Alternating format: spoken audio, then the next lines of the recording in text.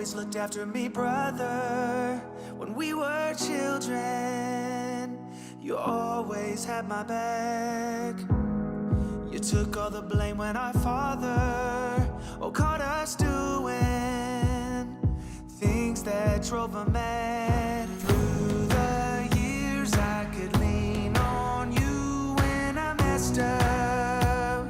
I'd call you in the night, but I broke too many promises and we split up. Though I still need ya, you gotta save me now. I'm slipping so far down, it's only you I trust to set me free from this. I don't know how I got into this awful spot. I don't know where it ends, so I could use your helping hand tonight.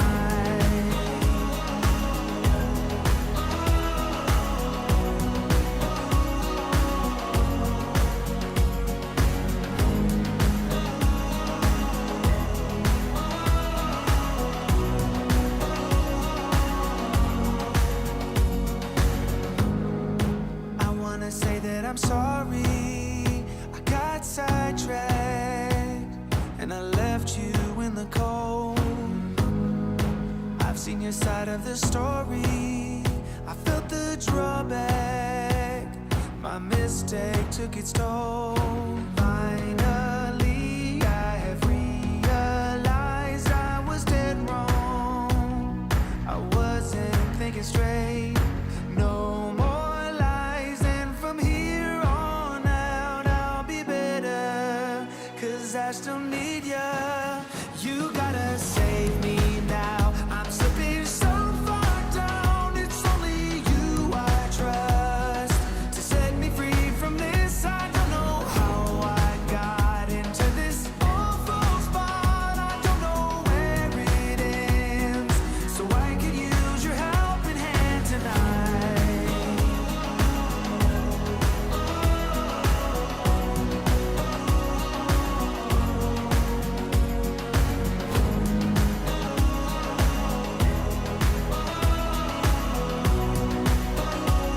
I could use your helping hand tonight.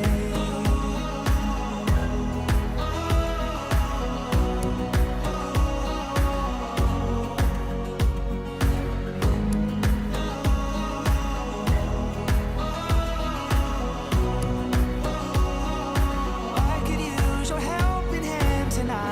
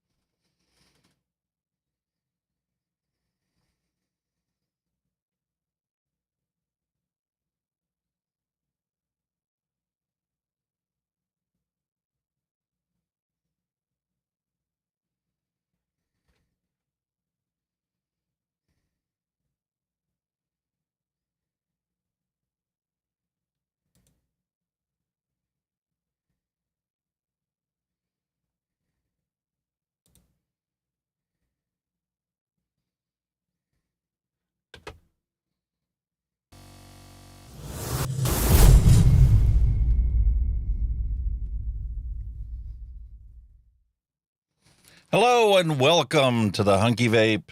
Well, it's going to be the Global 20, but we're also going to do some mixing and some chilling. And my DNA reference mod will not charge, will not turn on. When I plug the thing in, it just sits there and flashes, which tells me the battery is probably too low to take a charge right now. So we're going to tear into this, probably replace the battery in it, and give it a try. Make sure everything's working the way it's supposed to. I've also got some new devices here that I've been working on the reviews for. This is the Freemax Marvos. And I've also got this Aspire mod that I've been working on. So we're going to take a look at some of those. I've also got an Arbiter I need to open up because you can't go making new recipes and stuff without having a tank to put them in and try them. So The best recipe that we have today is going to get in that Arbiter too, and that's what I'm going to be vaping on later on the rest of this week. All right, so how about we jump into the news, take a look at what's going on, find out how ridiculous things have really gotten.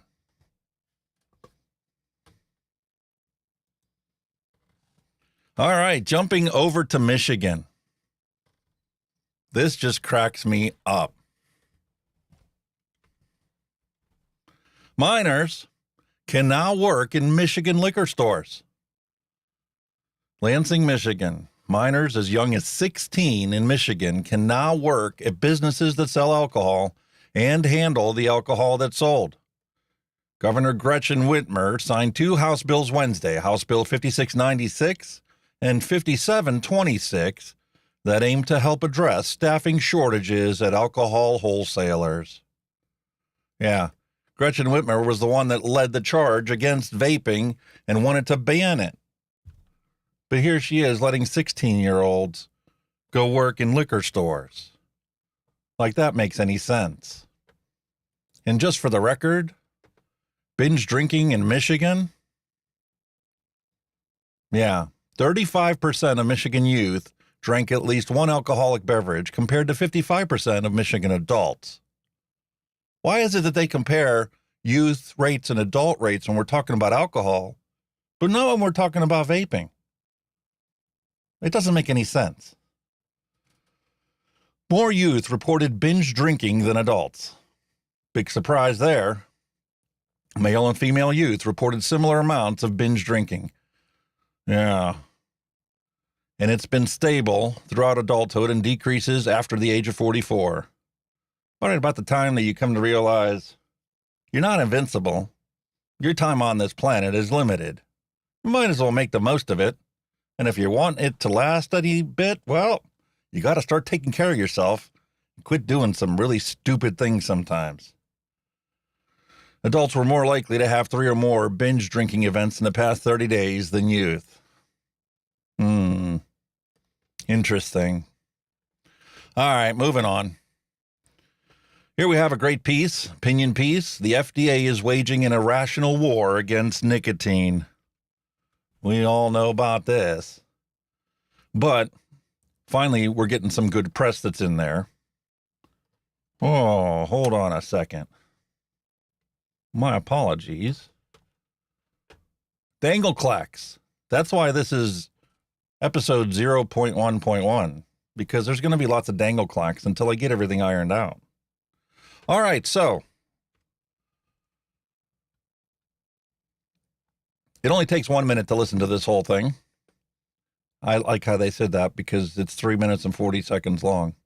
However, last week, the Food and Drug Administration handed down a consequential decision affecting millions of consumers, a marketing denial order for the pod-based Juul vaping company. And yes, I understand no vapor out there really loves, no diehard vapor, I should say, really loves the fact that pods have pretty much taken over the whole industry. But the reason they've taken over the whole industry is because they work and people like them. And it's very easy to switch from smoking to vaping. And if the ultimate goal is to improve the public health and improve people's lives, then you got to have that transition point. And a lot of those people that use disposables to quit, they end up switching over to full-size devices like this. Well, this forced gas stations, I covered this last week, gas stations, convenience stores, and vape shops to immediately stop selling these items to the customers. Not only did they do that, but they also posted signs up plastering that the FDA has determined that this isn't good and it's banned and we can't have it anymore, which inevitably changes public perception even further against harm reduction products like this. Well, we all know Juul went to the court and filed a motion to get a stay and keep their products on the market until the court hears the case. You know, this is a situation where they literally spent hundreds upon hundreds of thousands of dollars to get all the scientific studies out there and put them and submit them with their documentation. This isn't some mom and pop operation that, you know, grew from a single vapor into a big company and then still wasn't big enough to compete and meet the FDA's requirements. This is the industry heavyweight, the leading seller of disposable products in this country. Their day is going to come in court, and unfortunately nobody knows exactly what the outcome is going to be. But the bureaucratic labyrinth that forced every single mom and pop vaping firm and tobacco company alike shows us that the FDA has a persistent bias against consumer use of a secret vaping and nicotine more broadly. This endless war on nicotine to distract the average person from realizing that these are actually beneficial products for any smoker out there. It's hard not to realize that once you take a look at the facts, but most people stick with their biases and they don't really care what you have to say. It's only the people that have had the lived experience of being a smoker, not being able to quit, that you truly appreciate how important this technological advancement is. Anyway, I'm going to be putting links to these articles in the video description below. I'm also going to update last week's video to include the descriptions from that one as well. All right, so another wonderful article for you guys to check out. FDA ban on vaping is an exercise in hypocrisy. Yep. Why is it an exercise in hypocrisy? Quite simply because what they apply as one standard is not broadly applied to any product in every category that's out there. There's going to be a link in the description if you want to finish this article. It's nice and short and sweet, right to the point. But it's nice to see some press that actually tells the truth out there. All right, jumping over for some news about a vape tax that's going into effect July 1st. In Indiana, you're going to be allowed to carry a gun without a permit, and you're going to have to pay more in vape taxes. Constitutional carry has been passed and is being implemented July 1st. And there's a 15% wholesale price and a 15% retail tax that's going to be implemented for all vaping products in the state of Indiana. Next, we're going to jump over to Vaping 360. Jim McDonald wrote an article, Does diacetyl cause popcorn lung from vaping? We've talked about this on numerous occasions, but he literally goes in depth and talks about what is popcorn lung, what are the symptoms of it, why is it called popcorn lung, which we all know is because it was found in 8 popcorn factory workers who got sick, and it was from the diacetyl. That's what they blamed it to. So then he talks naturally about what is diacetyl. Diacetyl is the flavoring inside that gives a buttery texture, buttery sense to microwave popcorn, and also to custards and bakery flavors. And he talks about the chemical breakdown of diacetyl. And that's why it's called DAP, diacetyl, acetylene propylene, propionyl, and acetone. It's not acetoin is a ketone, but not a diketone. It has similar properties.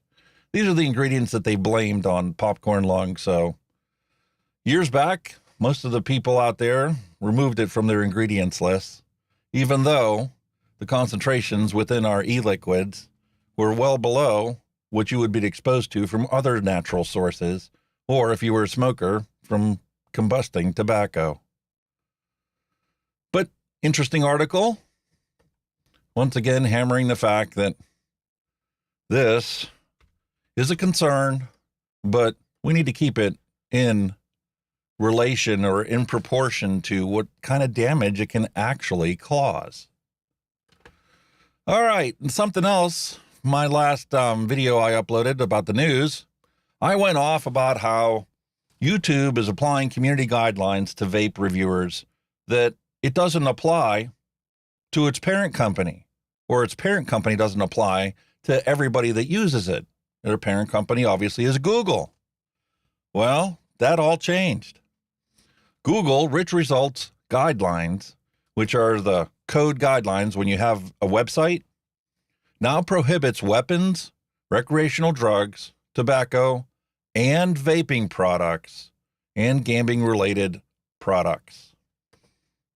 So this means that if you have a website out there and it has anything that is considered now prohibited as far as Google's concern goes, well, you're going to have to remove the code, or Google's just basically going to ignore that web page and the contents of it, the rich markup, because they consider these bad things that must be prohibited or more likely censored. Unbelievable. Not the world I thought we were going to be living in when I was growing up. All right, so I want to take a look at things from a broader perspective. You know, people sit there and focus on vaping and how bad it is, and oh my goodness, you're horrible because, you know, it's not 100% safe. Yeah, well, jumping into a swimming pool isn't 100% safe either. There's countless people that die from swimming pool accidents, but we're not out there banning swimming pools. Well, this brings up another thing, and this has always been a sore subject for me personally, because when I was growing up, Mountain Dew was my favorite beverage.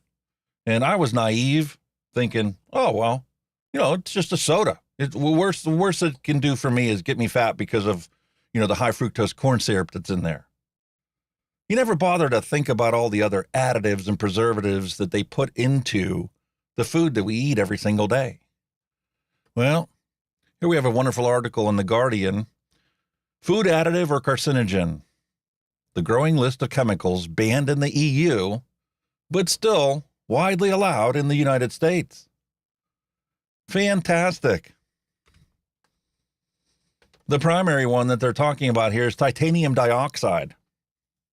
And this one really chirps my wire because the coffee creamer that I've been using for as long as I can remember, simply because it's the cheapest, is Great Value coffee creamer from Walmart. And this is one of the food coloring ingredients that they were using.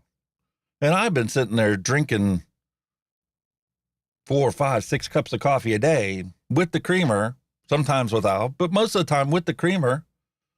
And I've been consuming this ingredient in my diet, just the same as when I was drinking Mountain Dew and I was consuming brominated vegetable oil and all the side effects that that has caused, because now that's banned and now it's been removed from Mountain Dew. But how many decades have I been using that product and consuming that? And then they have the audacity to say that this is bad for you? How can this be any worse than all the other things that we've been allowed to consume in this country?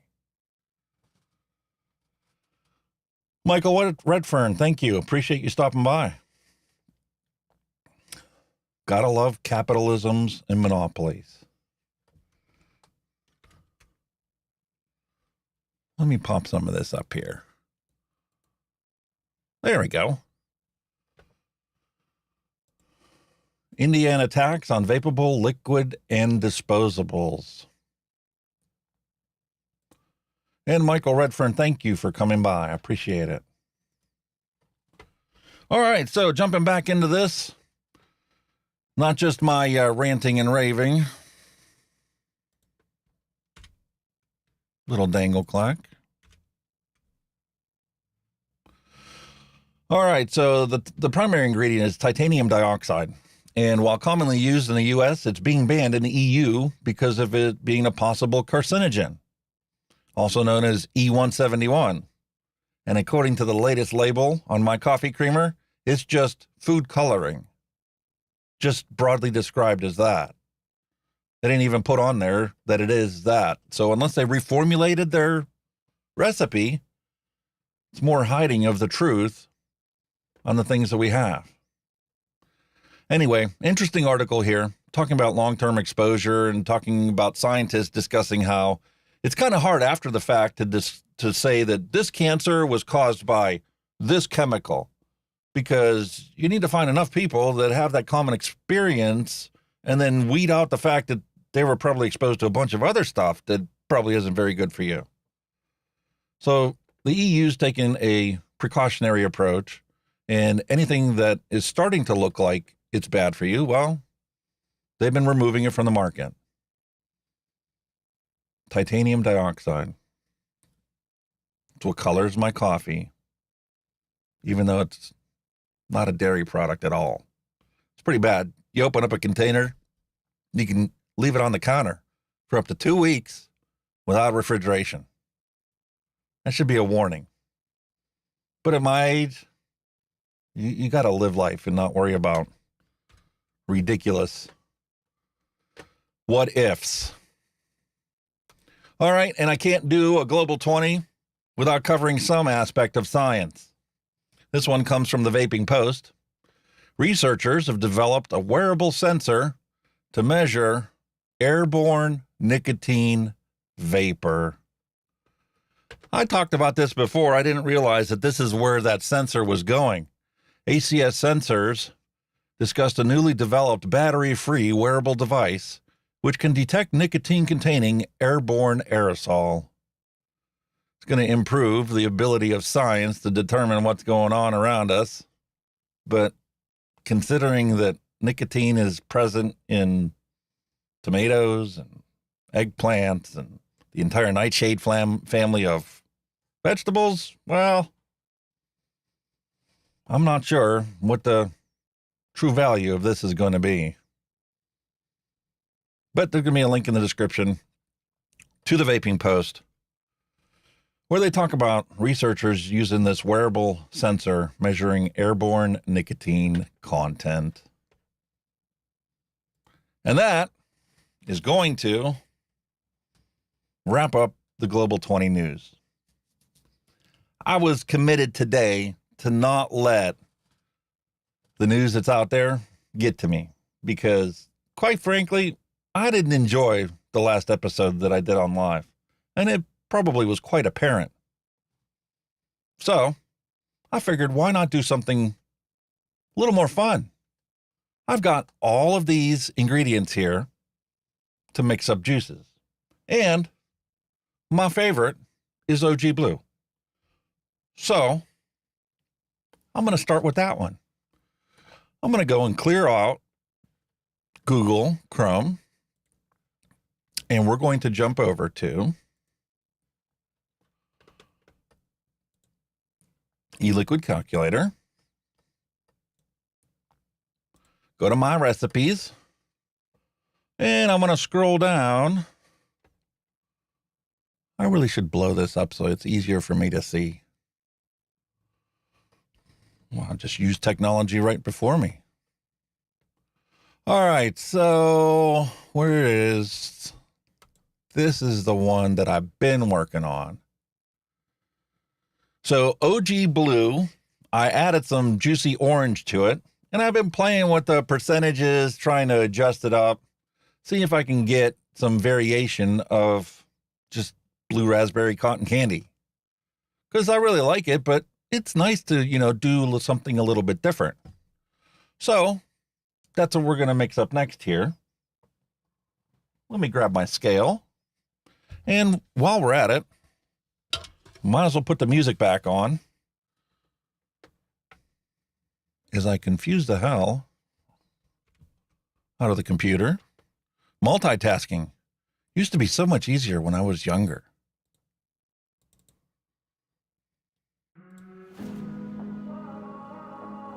All right, so there's our music. I believe that's probably a little too loud, so let me turn that down just a hair. Okay, so here's the recipe. Let me switch over and get the overhead camera set up so y'all can see what I'm doing here.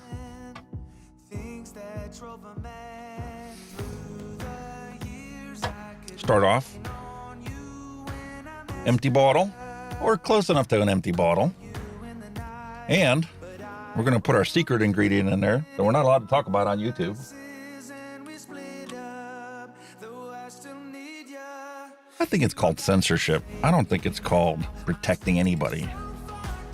Realistically,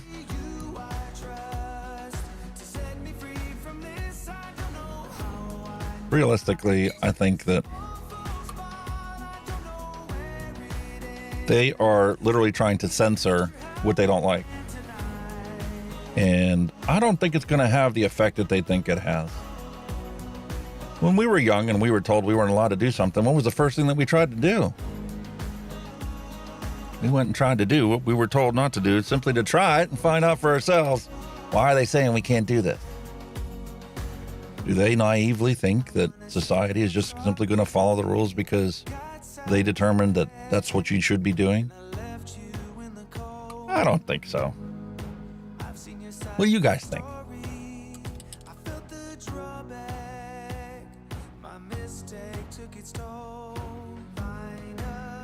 Lance Ward, I've been vaping for 9 years and feel so much better for it. I concur with you. I've only been doing this for 2, coming on 3 years now. But I definitely feel so much better. Well, despite the fact that COVID had me locked up for all this time and I put on a bunch of weight because of it. But I still can climb a flight of steps without getting short of breath. I wake up in the mornings and I'm not coughing and hacking. And my energy levels are much better than they ever were when I was a smoker. All right, there's our secret ingredient.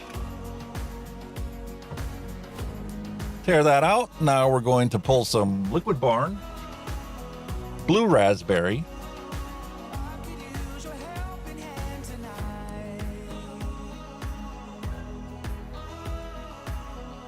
and I've gotten kind of sloppy doing this lately, except when I'm trying to make somebody else's recipe. Because quite frankly, if you're off 1/10 of a gram, is that really going to make that much of a difference? I mean, maybe there are some recipes out there that is a consideration that would make a difference, but in my experience, I really haven't seen that.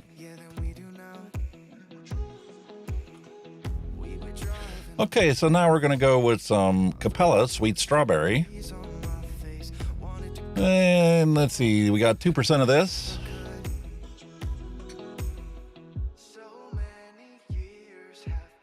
There we go. And now some Juicy Orange. Same amount, 2%.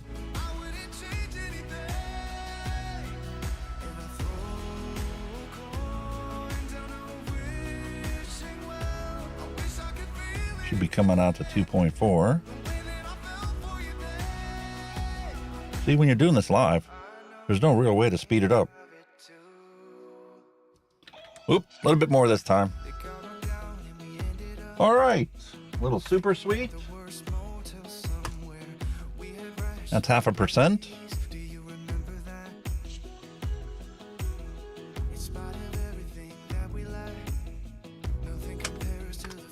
Just shy of 0.5%. Now.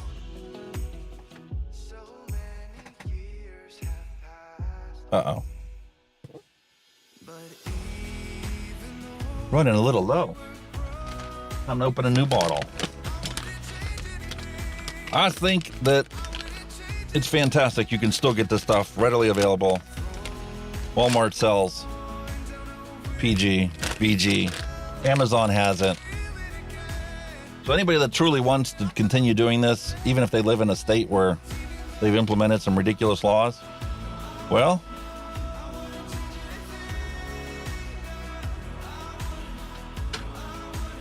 oh, I didn't grab the right cap. Even if they implemented some ridiculous laws, this is something that, if somebody truly wants to do this, they can still do it. But it's going to take a lot of effort on the vapor's part to actually learn what it takes to make your own stuff. And it's really not that hard. The information's out there. It's been out there for a long time. But it does take a level of commitment that I don't think a lot of people are ready to do. I know my wife isn't one of those type of people where she would learn all this DIY stuff and she would, make her own coils and whatnot.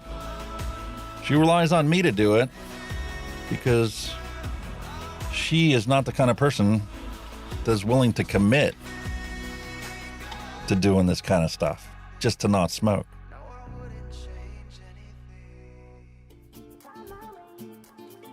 All right.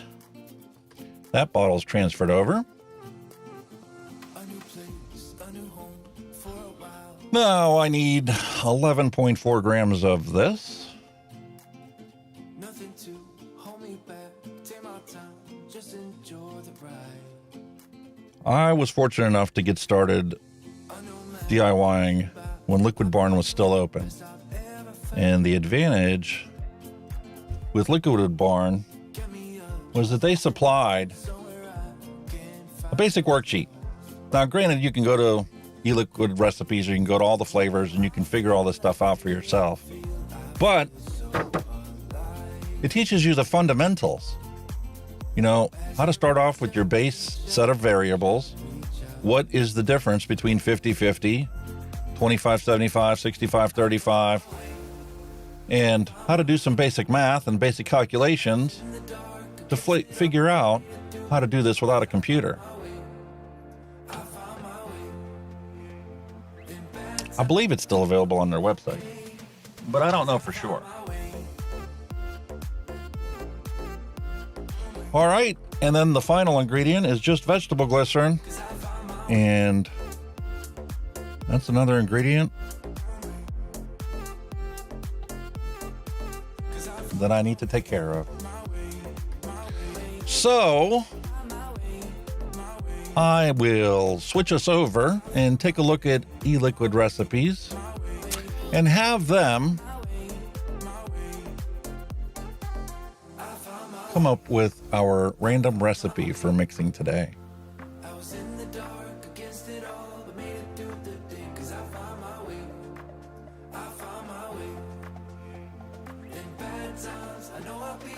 There we go. What can I make?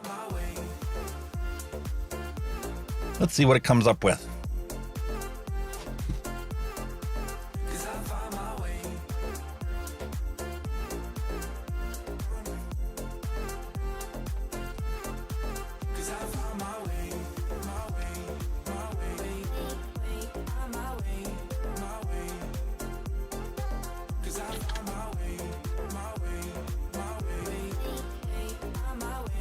All right. I'm going to finish this off here. We'll take a look at the recipes that it suggested for us to make. Does anybody out there have any suggestions, or what would you guys like to see mixed today? Got queen juice, custard cheese cup,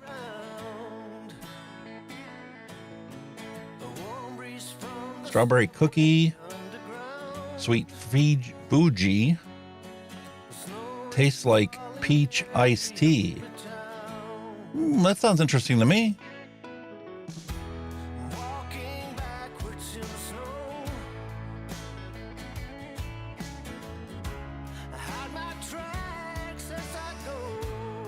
What we got going on in chat? That was horrible last episode, not checking the chat to see what you guys were out there talking about.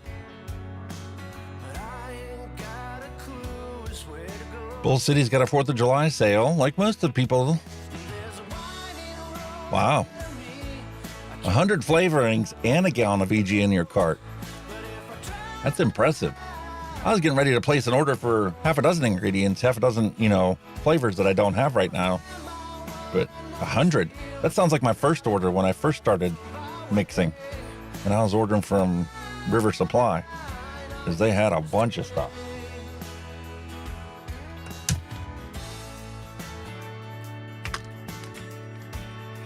By the way, OG Blue is now complete. Give this thing a little bit of a shake. Put it on the orbital mixer. Realistically, in order for this to blossom, I'm just going to leave it on the shelf until tomorrow. And then we ought to be good. So, let's see. Tastes like peach tea. That looks like an interesting recipe.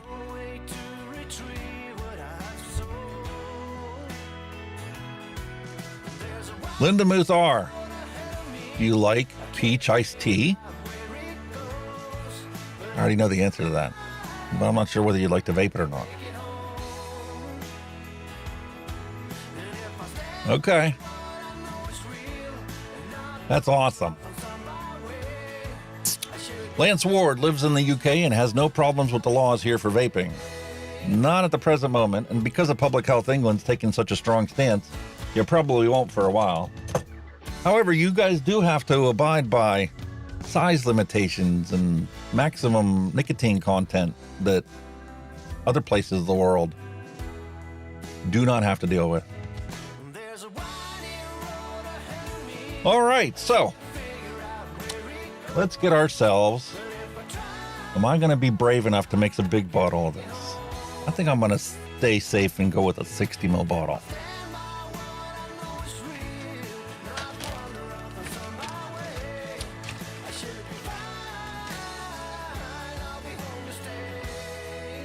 So I picked this up a long time ago, Amazon, and it wasn't the first set of supplies that I picked up from made by this company.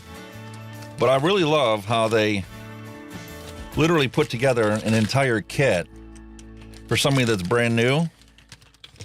And I love how they give you an assortment. So if you just wanted to make a little sample size to try out, you have little bottles that you can use, or you can make, you know, a full-size bottle, and it's lovely how they have everything gradiated on the bottle itself.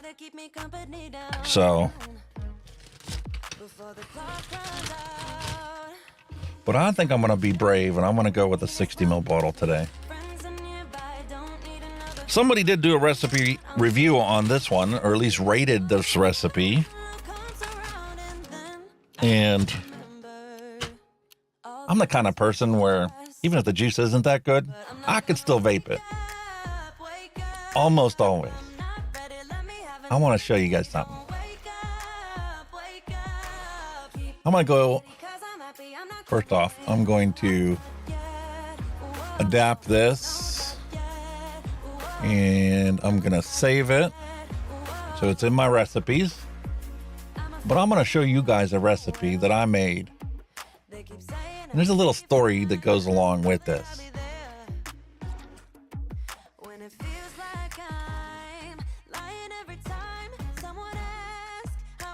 If I can type, that would be better.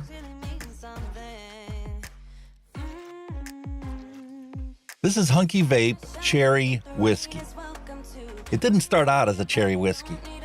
This originally started out as what the flavor profile I wanted to create was a snow cone that had some lemon and cherry syrup on it. I figured I was asking for a lot, trying to combine two dissimilar flavors like that. But I went and created this recipe and went and vaped it.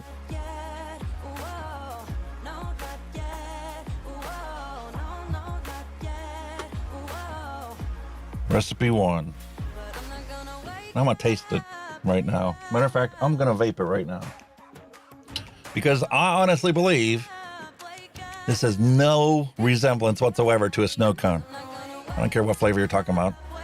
This is nothing but cherry whiskey.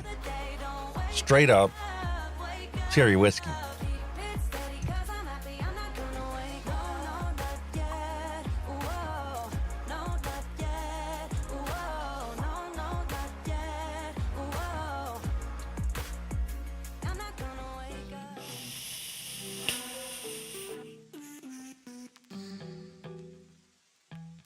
Oh, yeah. That is definitely a whiskey. Yep.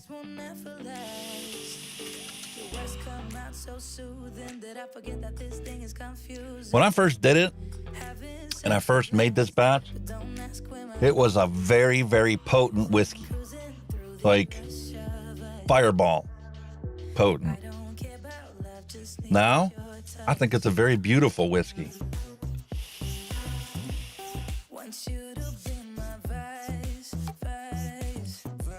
And I might even take some of these ingredients that we have here mix up everything except for the top three to create my own flavor base that I can use with other people's recipes, or with my own recipe that I want there to be a cherry flavor to it, a cherry whiskey flavor to it, or even, for that matter, just a nice whiskey.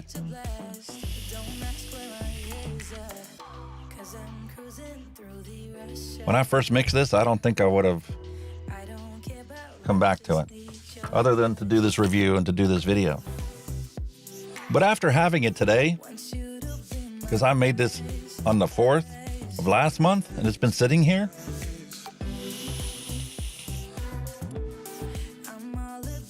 that's an amazing, mellow shot of whiskey. Never thought I would like to vape something like that. And that's the adventures that you take place when you start doing your own DIY. You get to find out, what you really like and what you don't like. Because until you try it, you don't really know. So, let's get our bottle, tear it out.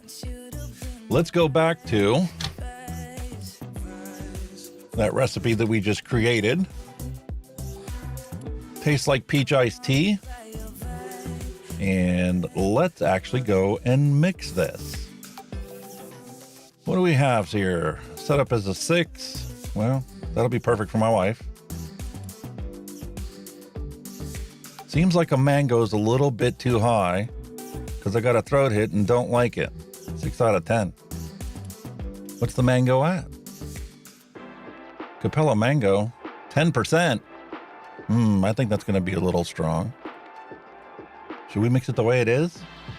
What do you guys think? Should we mix it the way it is, or should I adjust things?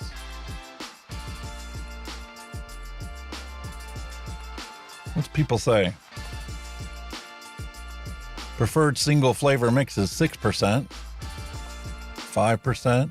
Preferred single flavor 8%. 6. 5.5. Daniel likes it at 25%. That doesn't seem realistic to me. What else we got on here? There's a 10% single flavor mix. 8%.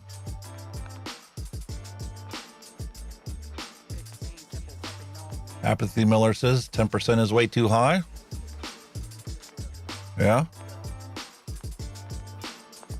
I think we should cut that in half.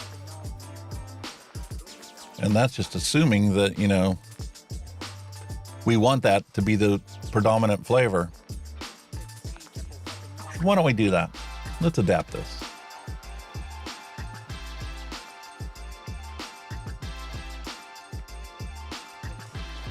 All right, we're going to make 60 today.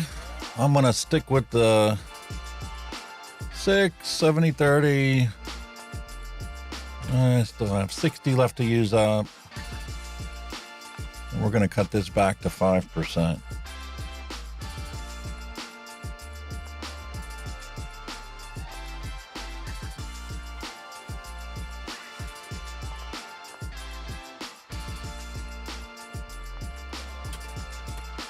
And we're going to document the fact that we changed the sweet mango.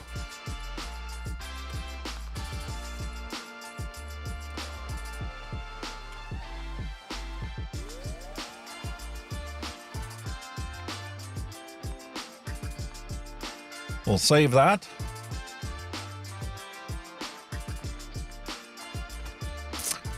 And let's get this thing mixed up.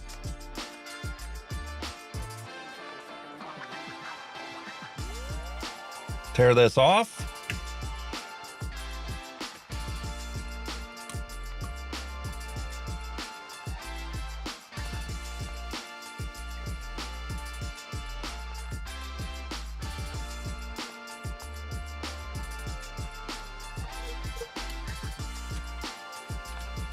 People say you shouldn't be using syringes to do mixing, but quite honestly, if you use the appropriate size syringe, it's not too far off. It's pretty damn accurate. For consistency purposes, yes, I totally understand why you should use a scale. You typically use mango around 2 to 3%. Yeah, that's what I did the last time. I mixed my, there's 3 ingredients. Guava, mango, and peach, I believe.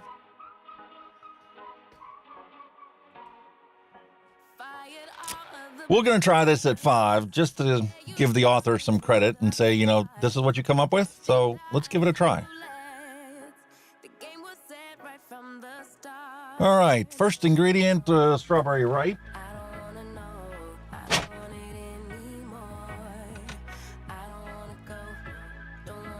I wish there was an easy way I could just push a button and these ingredients would just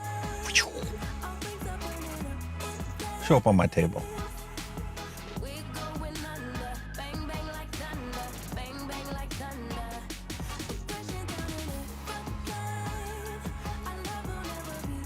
All right. That's a TFA ingredient. Strawberry ripe. Beautiful.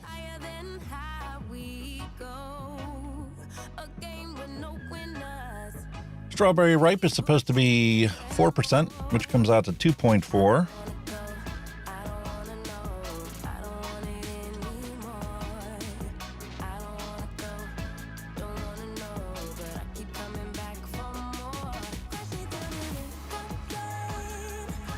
.43.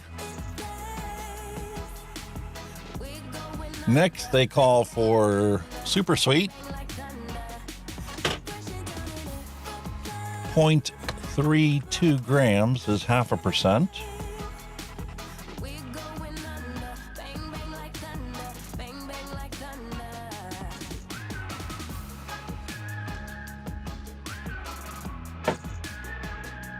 Sweet cream Capella.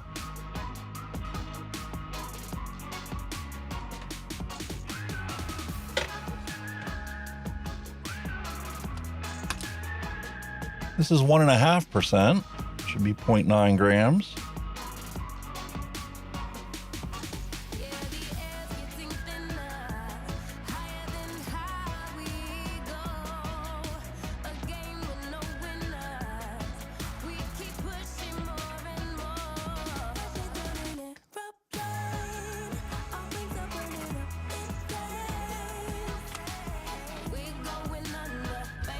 Sweet mango. That's the 5% one.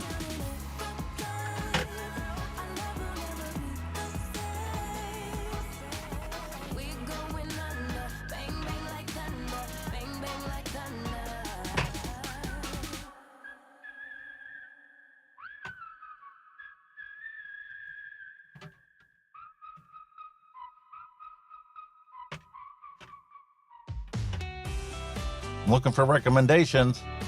Valerie Gates, welcome. I'm looking for recommendations on how to organize my flavorings because this is a pain in the butt trying to find stuff. I quite honestly thought about ahead of the show picking out the ingredients or picking out the recipe so I could have all the flavorings out there.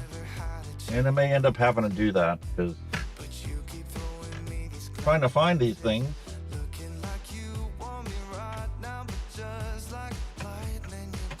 taking a lot longer than I'd like.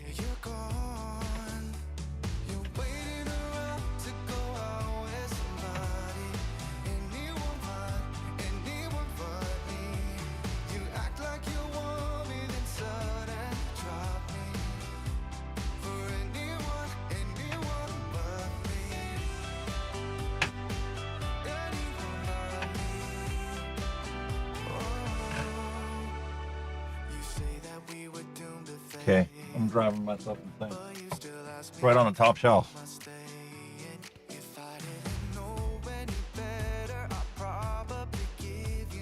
As you can see, I've got it organized by manufacturer. And I mean, I guess I could do it alphabetically after that, but there's a lot of flavors out there.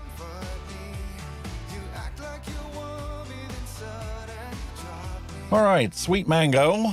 Recipe calls for 5%, which is 3 grams.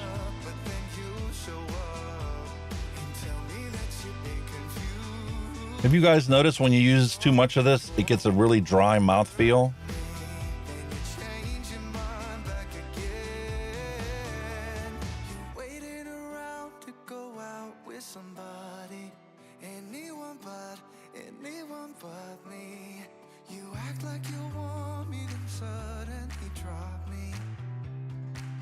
Yeah, you drop me, yeah. Almost there. Waiting around to go out with somebody. Beautiful. And lastly, You act like you want me, then suddenly sweet strawberry. I have this in almost all my recipes. I mean, unless it clashes with the recipe. Oops. Touched too much. There we go. There's our flavoring ingredients.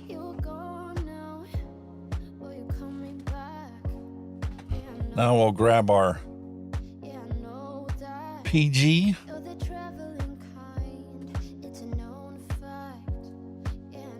Yeah, I like that idea. She knows how to organize all kinds of stuff. Matter of fact, on one of my videos, I actually showed her craft room where she does all of her stuff. She has me put shelves up all around the wall for her glitter. That was fun, getting that up there. And she's got it all organized.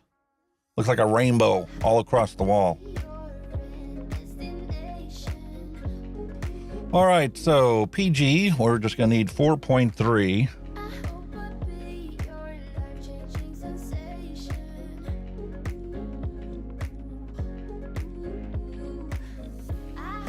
This is one of those situations where I think a syringe would be much easier to get something that's gonna be pretty accurate. Those are pretty big drops come out of the top of that bottle.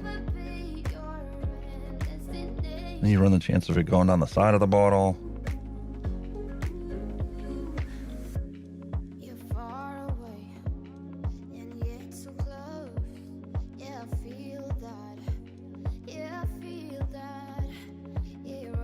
See, that was the one down the side of the bottle. Close enough.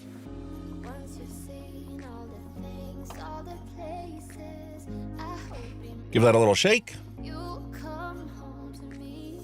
Throw some vegetable glycerin in there.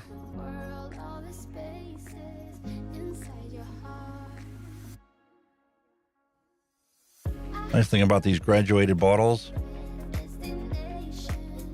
especially when you're doing this final ingredient, it's very easy to just fill it in. And if you forgot to tear the scale, it's not that big of a deal.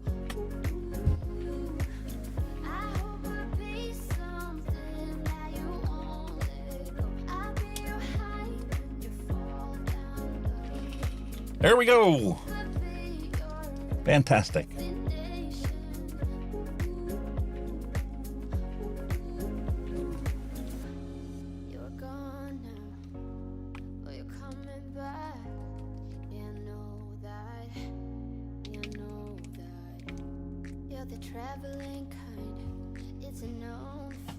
Now, for this particular one, I went and re-wicked the Bushido. Can't put it on the DNA reference mod because it won't power on. So I'm gonna have to pick something else. Slap this on.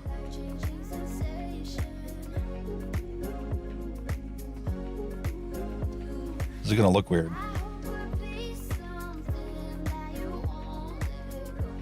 But I'm gonna take this Geek Vape Aegis Max. I'm gonna put this tiny little Bushido on there for now, just to try it out.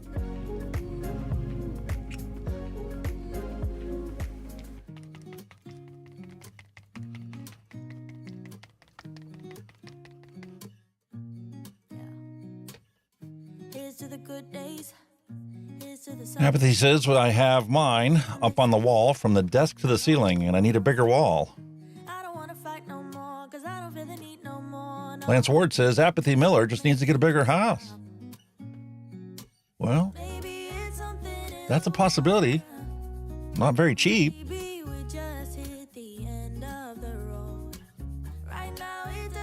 Is this going to be a shake and vape, or is this going to be better after it sits for a while? Not to let it go.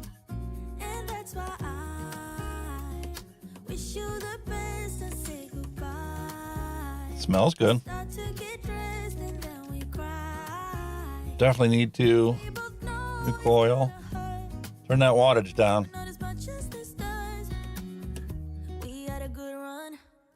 Don't say we didn't. I'm not a month-long vapor, but this Bushido is fantastic for mixing stuff like this. She's all the memories. The only part that's a pain sometimes Yeah. is to get the right amount of wick inside there. Maybe it's something in the water. Or I'll start off at like 25 watts and see what that's like. Turn it up to 30 if we need to. now it doesn't even matter. It's too late not to let it go. And that's why I wish you the best and say goodbye. You start to get dressed and then we cry. Cause we both know it's gonna hurt. But not as much as this does, so baby bye.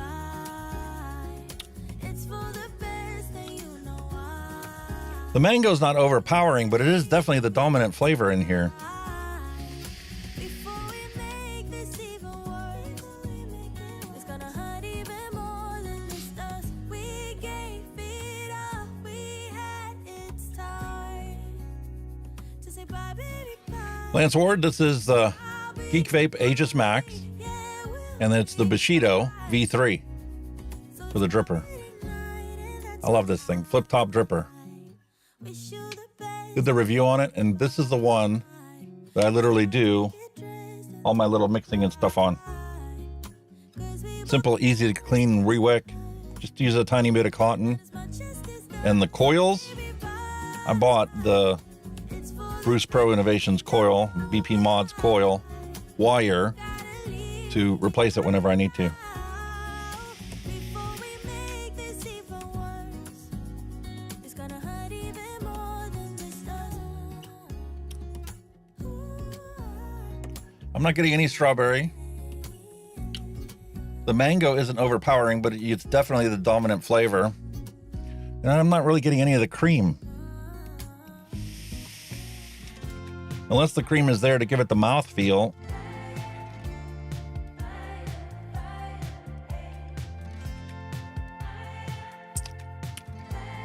It's not bad, but it doesn't have like any of that stickiness that you would expect with an iced tea.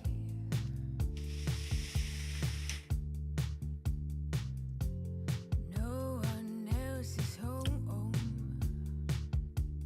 This is just a pleasant mango vape. I swear I drank a half bottle.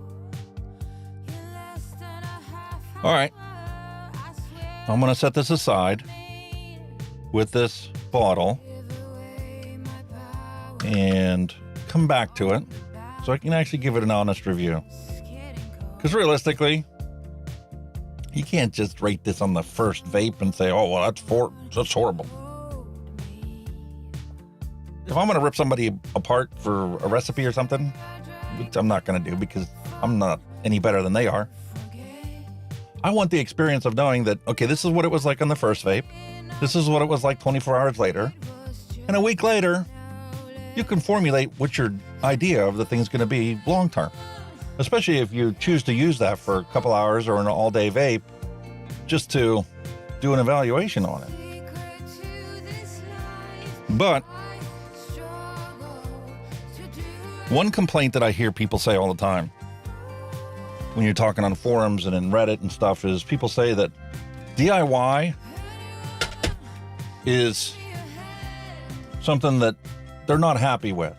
They went and they spent money and they got a bunch of flavors and tried a bunch of recipes, but they don't have one recipe they can rely on that produces something that is good as a commercial juice or better than the commercial juice. Well, thanks to my Patreon sponsor and the flavorings that they provided me, I have now made not one, but 2 recipes. And today, I'm going to make a 3rd recipe with you guys because the ingredients that they have, and they even publish the recipes on ELR, it's just fantastic.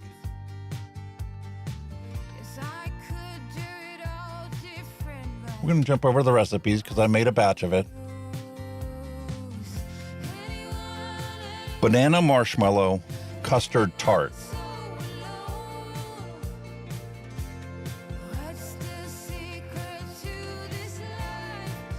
Oh, it'd help if I could spell. Ba-ba-ba.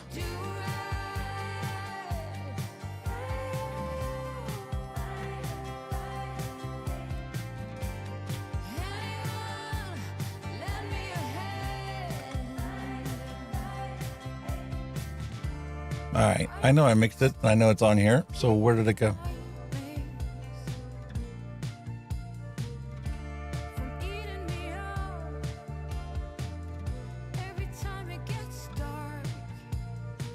My apologies.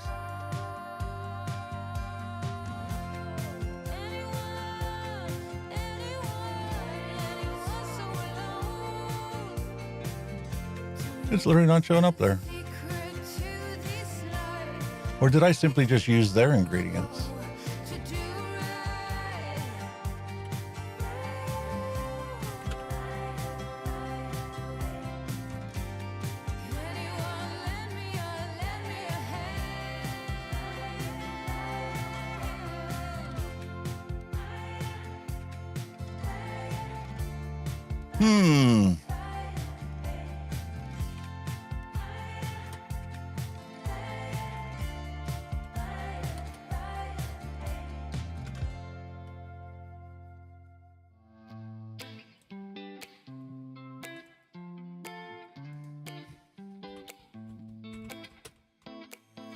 Got this weight on my shoulders, slowing me down. I don't know how it came about. And while the world is spinning faster every night, I feel I'm stuck in reverse somehow. There we go. There she is. I'll mix this thing up, and I've had it sitting here ripening for about a week now. And let me tell you, the smell on this is fantastic. And I'm going to take this and I'm going to load it up into a freshly wicked Arbiter.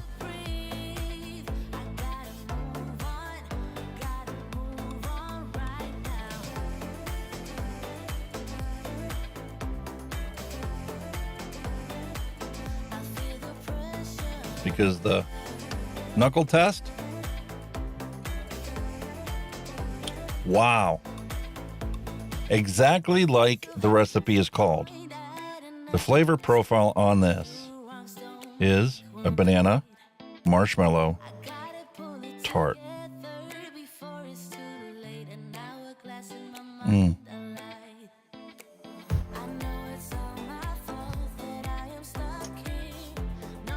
Fantastic.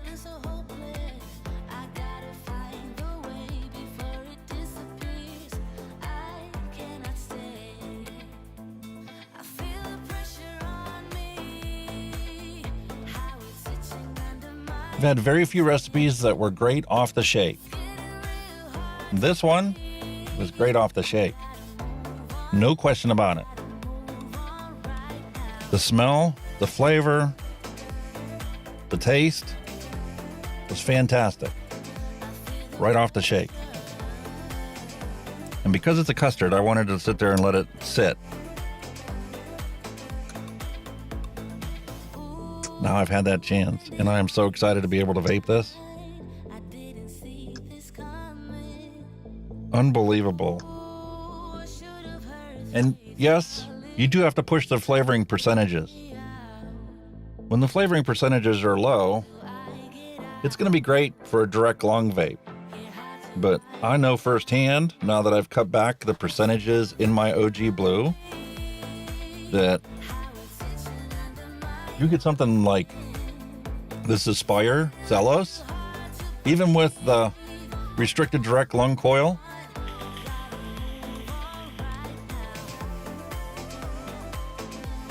I can barely taste the OG Blue recipe that I put in here.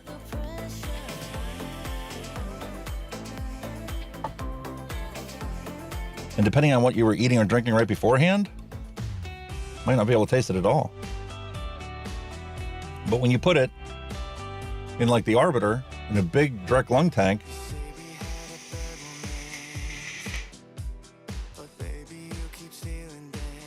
you can definitely taste it. And it has a perfect balance of flavors. And then there's this Freemax Zelos. This is the Marvos X. This thing, Steve was talking about it the other day. Has fancy lights that flash and stuff, and I've got it turned off right now. And there's a switch on the bottom that lets you turn the thing on. Fantastic. Put this on my nightstand, shut it off last night because the battery was getting low. And as you can probably see there, it's flashing because the battery needs replaced. We've got 363 puffs on this. 363 puffs is from this Home Alone battery. Yesterday, when I first did the review, it was the day before yesterday, when I first did the review, I had a Samsung 30Q in here. Samsung 30Q with the lights on got 155 out of those 363 puffs. So the lights do drain the battery considerably, but it's nice having that option. When I want to be fun and don't care about stuff, well, let's just turn the lights on.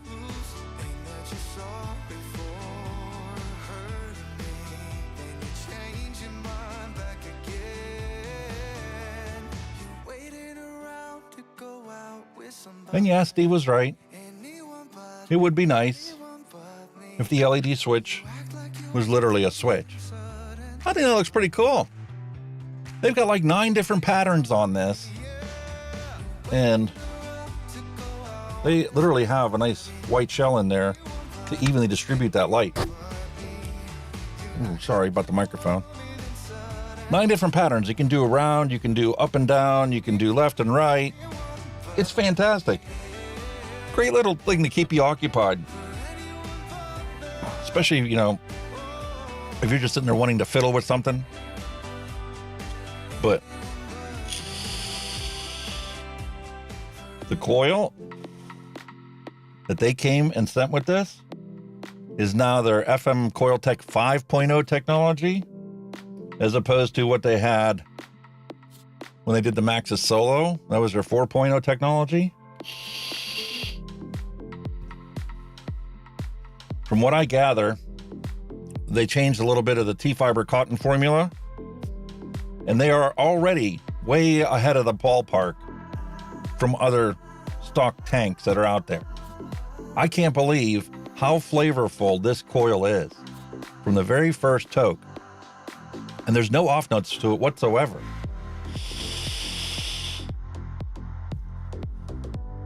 That coil is so flavorful, it just borders on the fact that you can get a coil that will literally taste like you're drinking your juice. It doesn't taste like you're drinking your juice, but it coats the entire surface of your mouth with that vape. Whatever that flavor is, whatever juice you're using.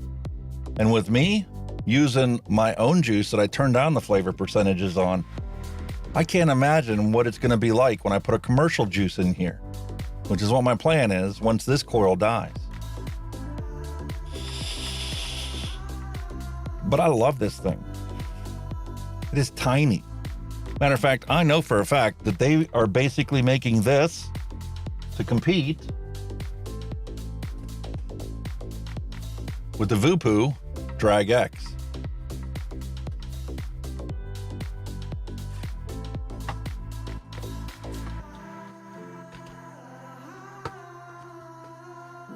I intended to do the review on this, and I just haven't had the chance to do it because I've been working on trying to get this studio ready to go live. But that's going to be done later this week. That's the Drag X PNP X kit. It's a combination of using a theme from like Excalibur, where you have the virtues of the knight embedded into the design of their product. We saw that in the vape store and we had to pick that up. I saw it when they did the PR release of it when I was doing the review for the news. So, expect that to be on the channel here coming up in the next week. Actually, it's probably going to take longer than a week because if I film it tomorrow, it's still going to take over a week to get it done. And I'm going to end up comparing it to this Marvos X. Is that one going to be as good as this? I don't think so. I've used Vupu coils before. They're good. But this Marvos X from Freemax, the 5.0 coil, it is way better. All right. Enough gushing. Freemax didn't sponsor this episode. I do want to get back to Flavrz, who is my first Patreon sponsor, and I'm utterly grateful for that. We've literally spent thousands of dollars getting this YouTube channel up and running. And it's basically just taking our money that we would have spent smoking, and now I spend it on vape stuff and flavors and cameras. And this past week, I got a brand new microphone interface. Maybe you can hear the difference. But Flavrz, I am so grateful for you sending these flavors over to me and letting me mix up this recipe, because if it vapes as good as it tastes, this is going to be my new all-day vape. So let's find out what it's like.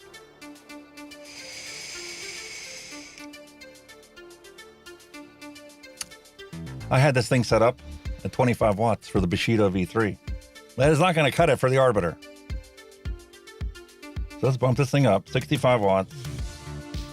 And because I don't pay attention sometimes when I'm touching these things, let me lock this 65 watts in there. Fantastic. 65 watts, 0.17.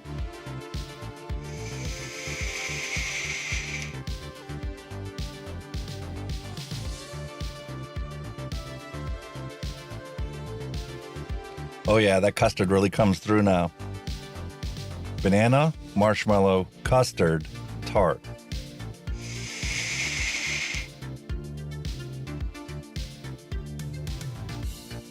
I cannot believe it.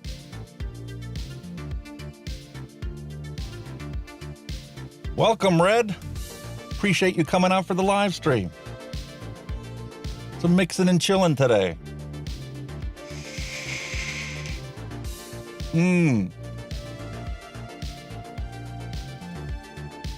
Now I actually get that marshmallow flavor to it. Wow. Yep. This is my new all-day vape. Banana marshmallow custard tart. All flavors, ingredients. And I love it. It's fantastic. That reminds me, they do also have, for people that are brand new to mixing, one-shot flavoring ingredients that you can pick up.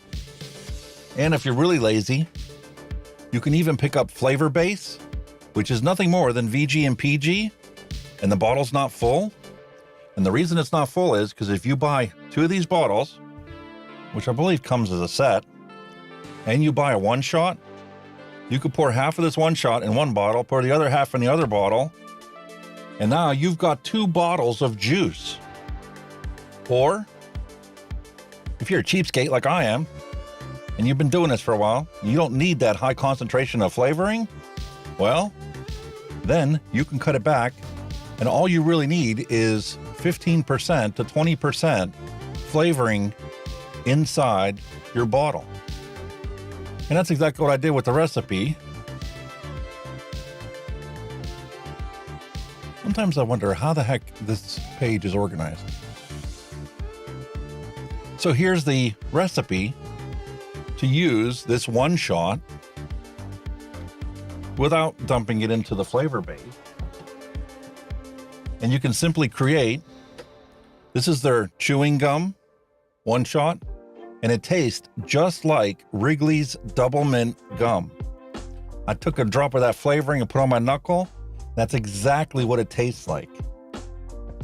So, for the next episode, I'm going to mix up a bottle of this and do the actual review on it to vape it and taste it and find out what it's like. But from the knuckle test of the flavoring alone, fantastic. And when you simply use this at 16.65%, you essentially have 3 bottles of juice from one single bottle of one shot. So that's what I'm going to end up doing next time. But I want to tell you guys about it because their flavorings are so good, it baffles me. Like, I've got a bunch when I first started DIYing. I went to Liquid Barn and bought their starter kits and bought a bunch of other flavors since then, and I've gone back and bought a 500 ml bottle of their blue raspberry that I'm starting to run low on. But fantastic. And the flavorings that they have, unbelievable. Nice, smooth. I haven't found a harsh one yet. And they mix really well. All right. Enough gushing about that. We've got a bottle here.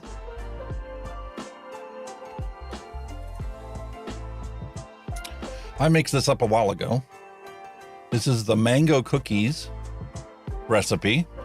This was actually a DIY Down Under September challenge.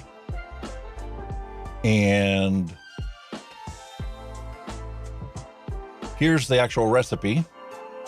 I mixed this thing up on the 4th of last month. So it's been sitting here for a month. It's time for us to give this a try. And so I don't take a whole lot of time doing this, I'm going to use my Aspire Odin. I just cleaned up. Pop open a brand new coil. Throw a drop on there. I heard from a friend of mine who saw you just the other day. Oh, I guess that you were back in town. It's been a long time since you've been around. And we're going to fill up this tank. Where did I put that? So absent-minded.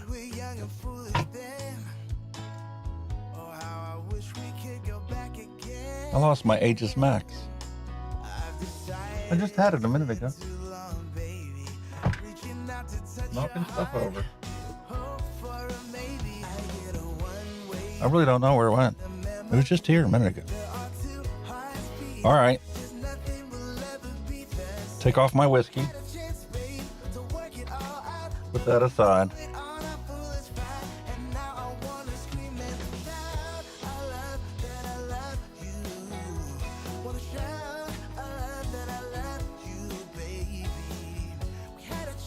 Stephen Cope, welcome. Welcome to the live stream. Glad you enjoy the content.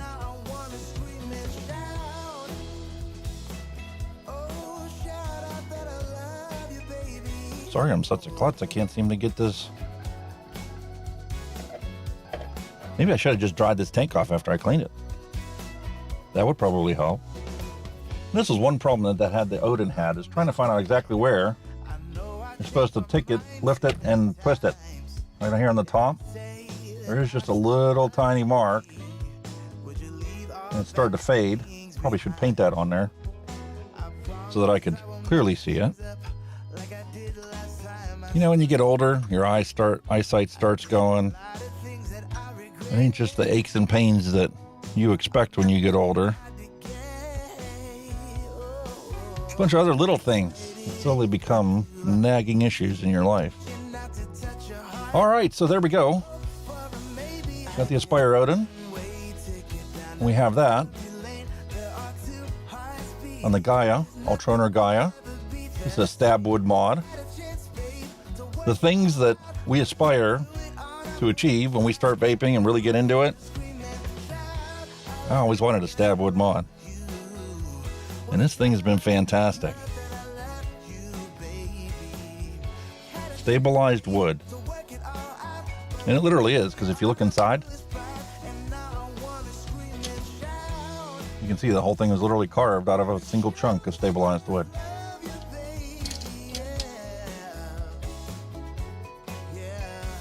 All right, need to adjust the wattage on this.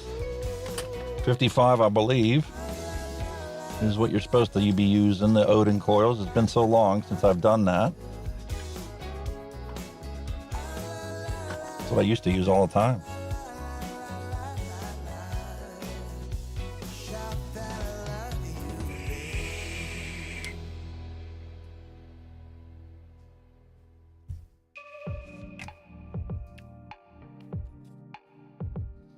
Okay, I get the mango.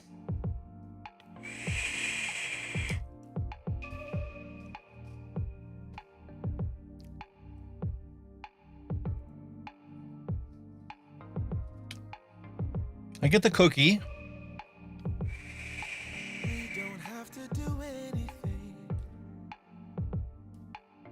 Let me open the airflow.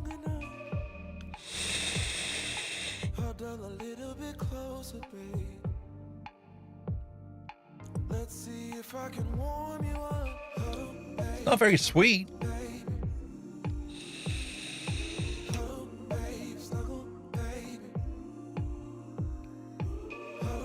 Interesting how that hibiscus starts to come through after a couple of vapes.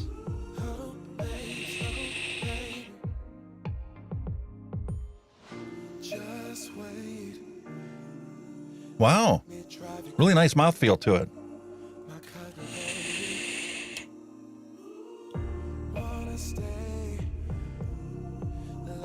Yep. A little coffee and cleanse the palate.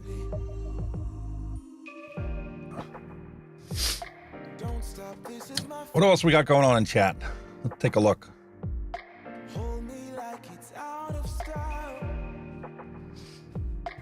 You're very welcome, Stephen. Thank you for coming out for the live stream. All right, so that's our mango cookies. I'm going to take and put this on its rotation. My wife will try it out when she gets home from work. She's not a big cookie person, but I know she did like the mango before. This is different than the recipes I've made before. So,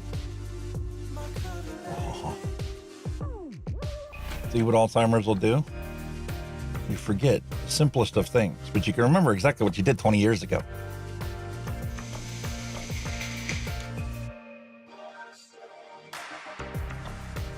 Wow. That is fantastic, that marshmallow. All right. Let me set that aside. Let me keep this tank down here because I really love that. And I'm definitely going to be, vaping that every day. But to change things up a little bit, I've got another problem that I need to fix today. This is my DNA reference mod.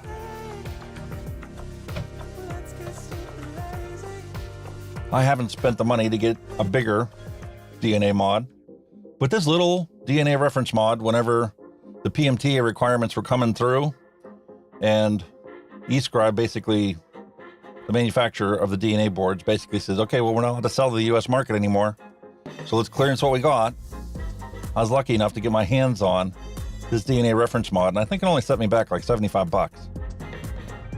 And it's been fantastic because it's truly taken me to the edge and realize you get temperature control. You can get a mod like this one, the Thelema Quest. This is pretty damn close to what the DNA reference mod does as far as being able to reproduce temperature and flavor consistently.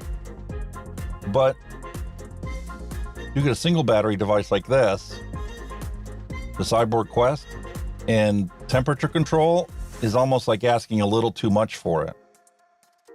Now, I did realize after I've put up the review that if I use a certain battery, if I use the P42A battery in here, it doesn't have as much capacity as this Samsung battery. the Samsung 40T actually hits harder than the P42A. And I can't remember when I did the review, when I was doing temperature control on this with the stainless steel coil, which battery I had during the review. So I think I need to revisit that video, find out exactly what the coil was that I set up in here, what tank I had on here, and recheck the temperature control settings on this using this Samsung battery. Because maybe that P42A battery that I had just simply couldn't keep up with what was being called for.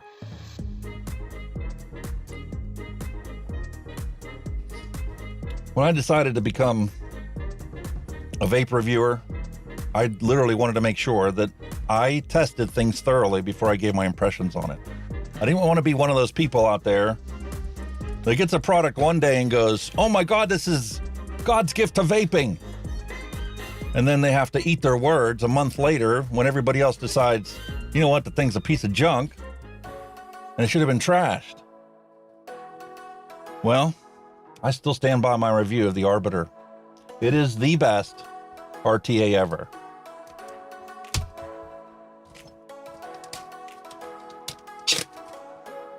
If you haven't seen my review on it,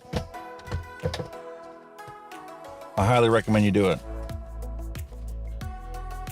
And if you're a direct lung person, that tank right there is fantastic. And I stand behind it because I've bought 6 of them. Nobody gave these to me. I went out, I bought 6 of these. And they're in my rotation, and that's what my wife uses. She uses the Arbiter 2. She prefers that one. I prefer the original Arbiter. I still say that is the best RTA ever. And I got it sitting here on the desk because I plan on opening this one up. This is literally the 6th Arbiter I've gotten. And that's what I'm going to be using to try out some of these new recipes, because once I put something into the rotation, that tank is literally committed for the next week while I do the review on it. And I'll be coming back next week and doing the review on the things that we mix up today. But getting back to the original problem, this DNA reference mod will not turn on. And when I plug in the charging cable to it, the screen just flashes on and flashes off. So I suspect the problem we have here today is that the battery that they originally put in it is finally kicked the bucket. So we're going to rip this thing open. We're going to test the battery, see what the voltage is on it. And then if I need to, well, we'll just solder in a brand new battery. Or if there's other issues with it, then quite honestly, I'm going to just get a hold of them and let them know that I've got a device here that the battery's good, but it doesn't work. Won't turn on.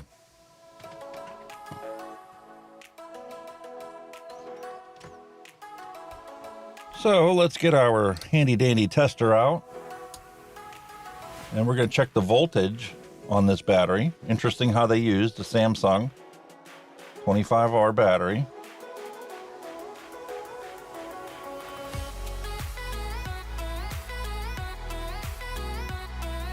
According to this, there's only 350 millivolts of juice in this battery. So it is obviously no wonder that the thing won't turn on. This is a dead battery. Now, back in the old days, when I was doing electronics regularly, I probably would have just taken a couple jumper wires and jumpered an external charger to this battery to see if I could rejuvenate it. But the fact of the matter is, when a battery gets to be this low and this bad, there's absolutely no point in wasting the time. Yeah, I tried plugging it into the eScribe software, and when I first plug it in, it says it recognizes it as a 75C, and then it disconnects because it's literally power cycling inside here. So Like I said, I suspected that the battery was bad, and we've just confirmed it with this test. The voltage on the battery is so low that it's not safe to charge it. So, I'm going to replace it with the exact same battery.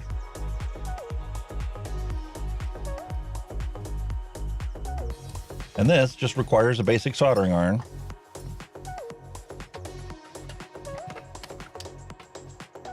Here's an old beat up soldering iron I've had for decades. I'd use a good one, a new one that's nice and clean and shiny, but quite frankly, I don't know exactly where it is right now. Probably left it up at camp. I want to be honest.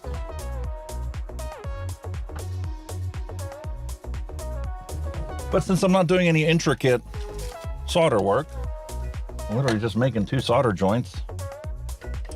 There's nothing wrong with this old one. It will get the job done for us.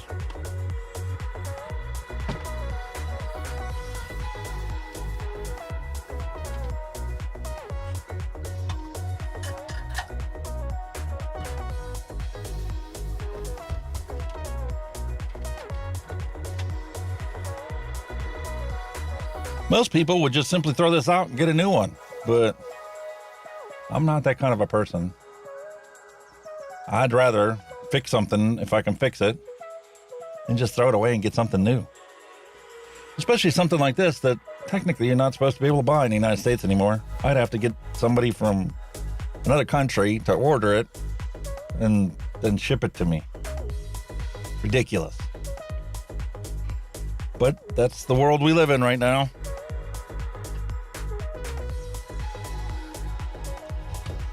So all we need for today's job, we have on here, obviously,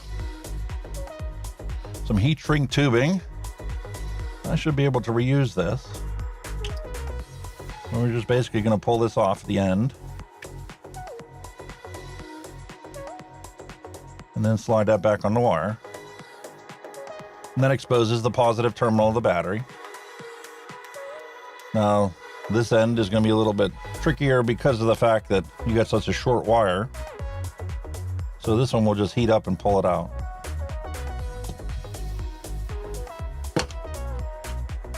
And obviously we got some decent solder to use.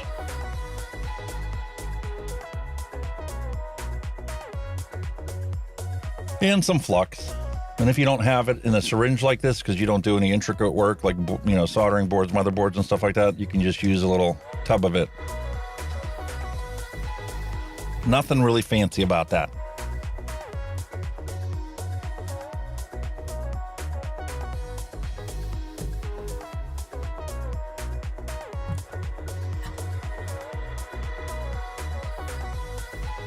Nice and hot.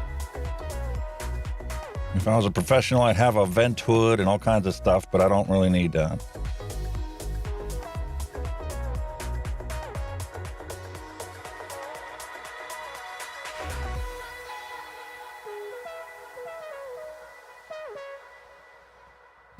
Well, they use some real heat when they put this on. I might have to get a jumbo soldering iron to get this.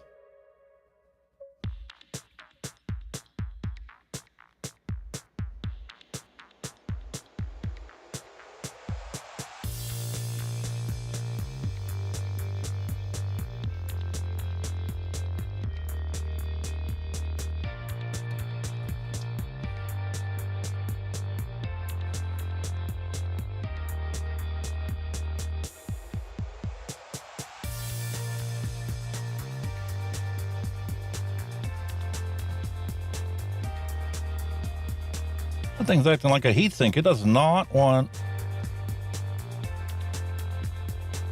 to let that heat up.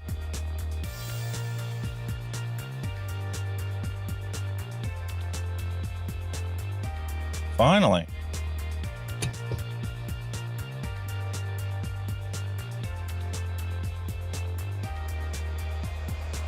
Just clean that up and put some fresh solder on the end.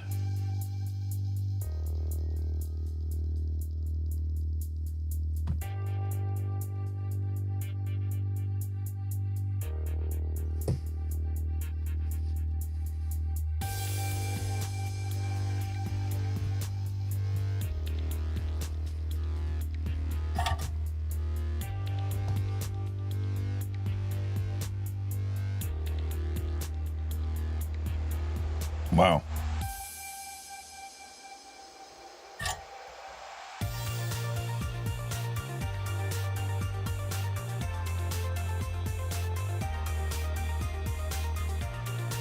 Well, folks, this is going to take a little bit longer than I thought. So, being that that's not cooperating, I'm not going to keep you guys here on the loop. I will fix this later, since all we're literally doing is soldering out this battery and soldering in a brand new one.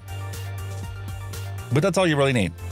Soldering iron, some flux, solder. You could use that, but as much of that being a heatsink already, I'd rather clean it all off and do it right. Not do it under the pressure of being live. So we'll put this down. We're going to mix up another recipe.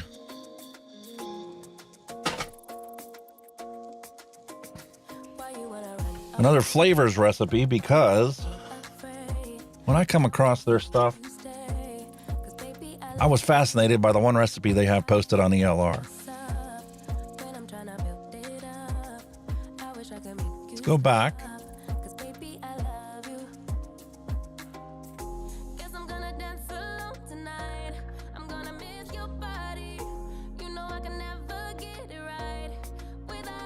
Take a look at their recipe list.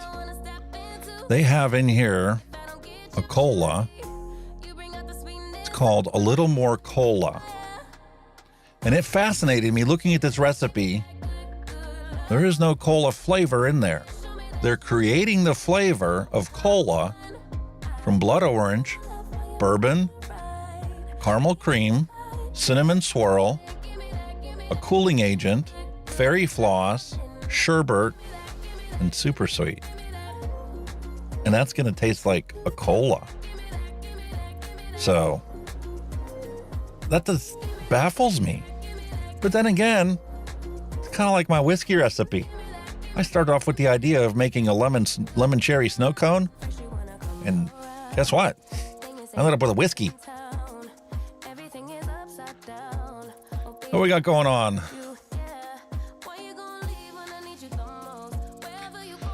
Tried soldering a battery a few weeks back, and the solder would not stick to the battery. Need some better solder, I guess. Well, first thing I would suggest, let me go to the overhead. First thing I would suggest, if the battery doesn't want to stick, is you can get a little piece of sandpaper and scuff it up. That's the first thing. And the second thing that I would do is put some flux on there, and it doesn't have to be this syringe flux. You can use just a little dab of regular flux you can buy in any hardware store, and put that flux on there, heat it up with your soldering iron, and when you have your soldering iron that you're using it to heat it up, put a dab of solder on the tip of the soldering iron. So when you touch it here, it not only heats up that flux, which cleans the metal, it also will take the solder that you have on your soldering iron and evenly distribute it to the surface area that you have cleaned off. Once it does that, it will stick, and then you can just prepare the end of your wire the same way, and then you literally just have to touch the two together with some heat, and you might need a pick to hold it there once you pull the heat away from it, and it'll cool off real quick. If you guys want an actual video of the rest of this repair, let me know and I'll be happy to post it up there. But it can take some time sometimes to get the solder to heat up. Those batteries can be a heat sink and just literally draw the heat into it. And it takes a little while for that surface to heat up, especially if they're using aluminum for the surface area. But not that big of a deal.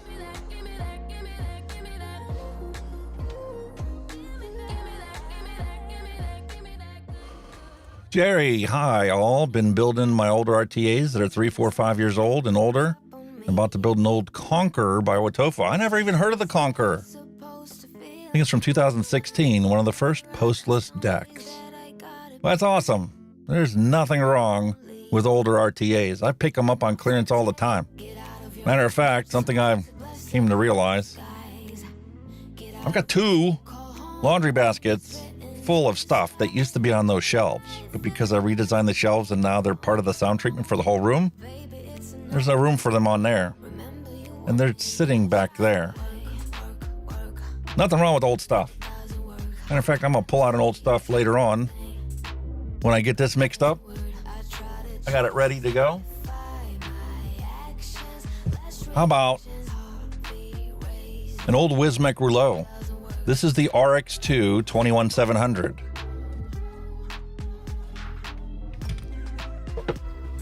After we quit smoking and we're vaping, we had the original rouleau.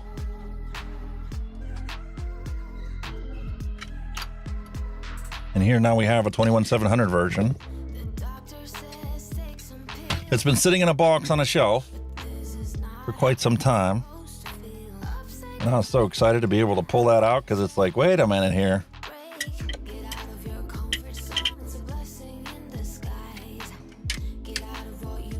We love that Wismec rouleau. What's this one going to be like? Did I put those in right?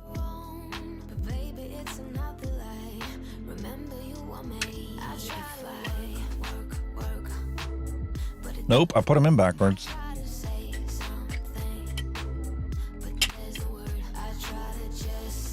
Positive, negative, positive, negative. There we go. That's the old display from the Rouleau RX2. Pretty cool. I also picked this up on clearance a while back. It's the Sense Blazer.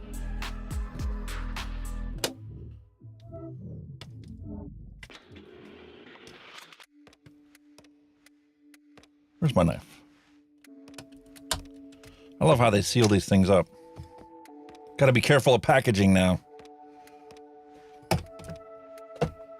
Don't want to be like some of these other people and lose the channel because of careless packaging. Anyway, here's the Sense. I picked this up on a clearance sale. I think I got these things for like $5 a piece. I picked up a bunch of them. Triple coil. So we'll give that a try later. Little retro vape there.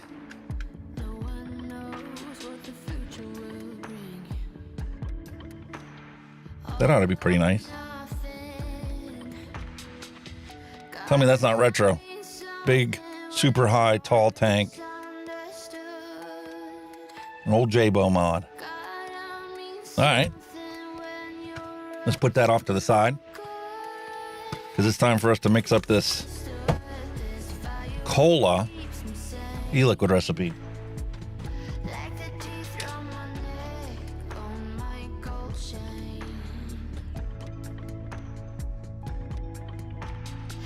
There we go. There's the ingredients. Blood orange, bourbon,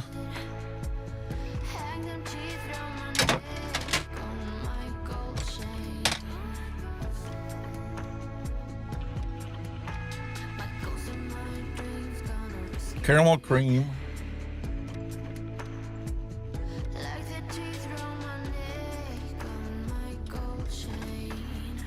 cinnamon swirl, cooling agent we have, fairy floss, sherbet,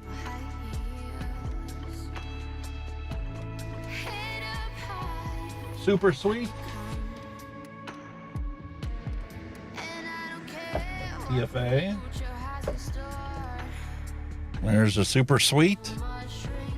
We're gonna mix this thing up. Apathy Miller still uses 2 original RX200s. I'm excited to give this one a try.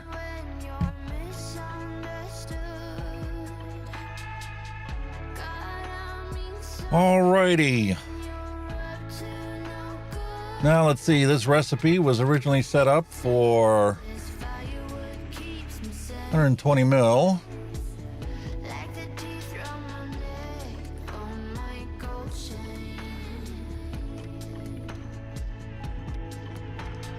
Or just make this.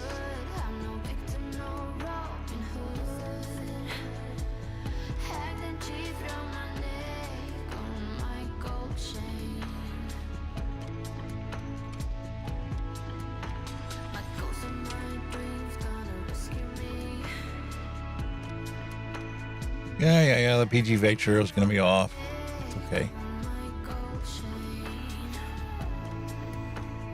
If I make this 0, where's it going to be? Oh, it's happy now. Okay. So we'll make this with 0. And then we'll just add it at one shot to take care of the rest.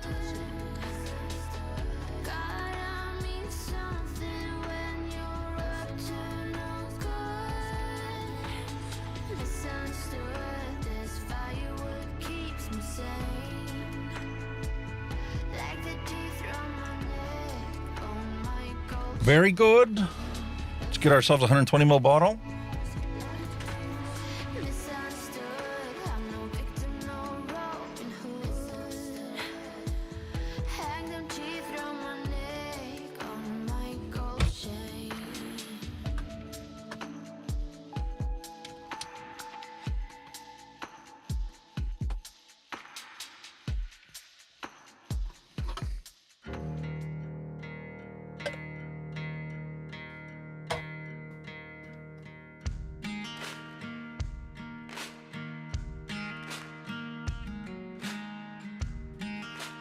Lance Ward asked, do I use mech mods? I've got one mech mod that I've used once or twice. It's okay. I originally bought it simply because I was looking for something to deal with the vape apocalypse that was going on in this country at the time. It's okay. But I'm not like big into it, because my problem with the mech mod is you're never going to get the exact same vape from the first time you put a battery in until it's time to change that battery. Every time you change it, every time you vape on it, you're going to have a little bit less energy potential to deliver your vape. Slag says, my nearest 3 vape shops no longer sell box mods or addies. Everything is pod mods now. Couldn't even get some 18650s as they no longer carry them. Sad times indeed, my friend. Yes, that's true. However, realistically, all you got to do is go back to the days of vaping. For some of us, it's before we were even considering vaping or even knew what it was. You just have to get everything separately, like you would any other place. 18650 batteries are used in all kinds of cordless drills and computers. I can't tell you how many laptop batteries I've changed out, and you pull the plastic off of it, and it's nothing more than 3 or 4 stacked lithium-ion 18650 batteries. Same with 21700 batteries. You want to see a Tesla power module? They're nothing but cases of 18650 batteries all put together to make a battery module. Last purchase I got was 18650 battery store. Cheap prices, reasonable shipping. They're located in Georgia, and 3/4 of the batteries I have here came from that place. And they probably have a sale going on for 4th of July. And they always have a special on at least one particular brand battery. Sometimes it's a name brand, sometimes it's a Chinese brand, whatever. But if you are in a need for batteries, it's easy to get them.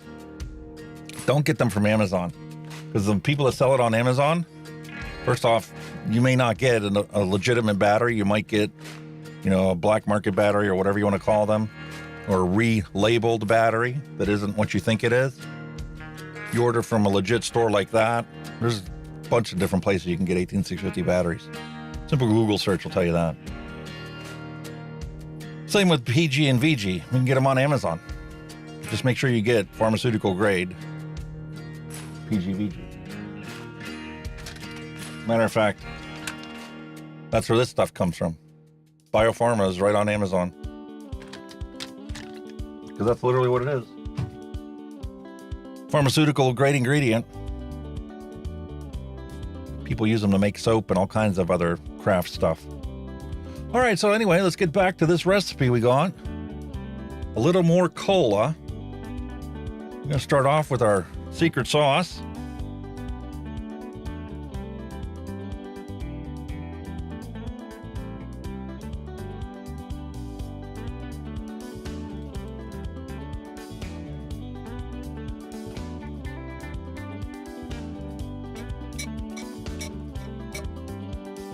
There we go. And essentially that's replacing the PG.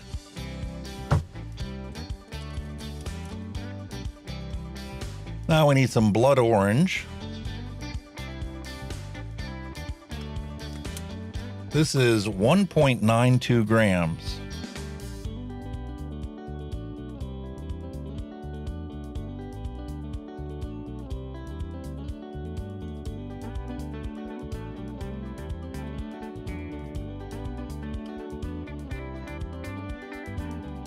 Don't want to go over. I want to be pretty precise with this.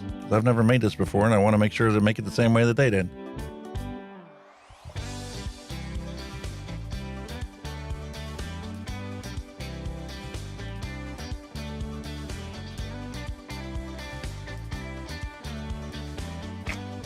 It's as accurate as I can get it. I got it now.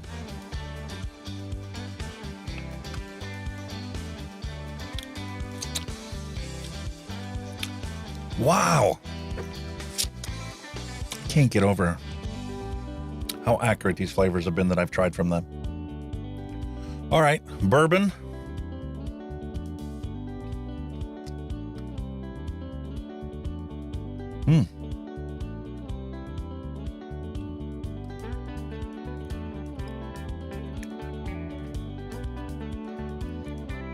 Wow. That's a very pleasant bourbon. I've never had a bourbon that tasted that good. 1.92 of this as well. See, you breathe on this scale and it registers everything.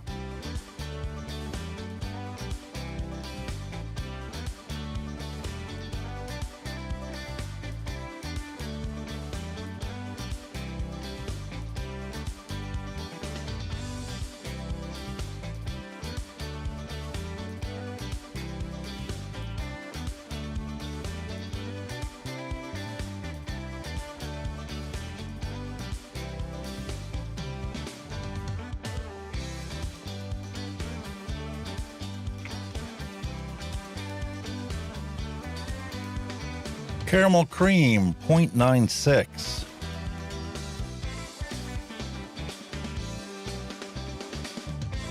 Something wrong there.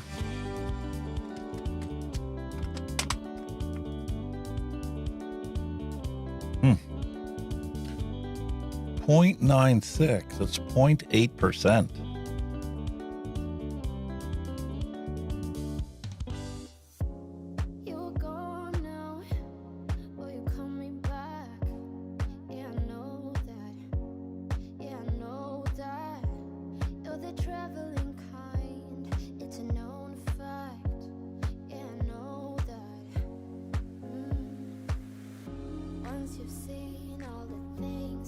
Amazes me how sometimes you get a bottle where the flavoring just wants to come pouring out practically on its own. And other times you literally get one that's a nice slow drip.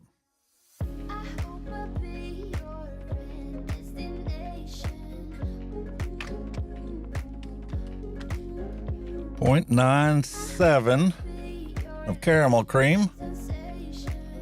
Cinnamon swirl. Cinnamon swirl is just 0.29.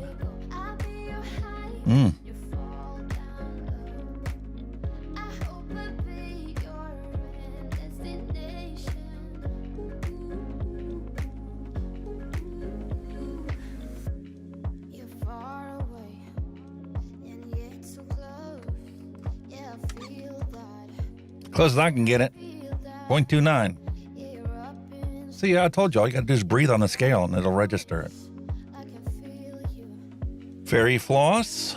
Fairy floss, we need 4.8 grams for 4% of the recipe.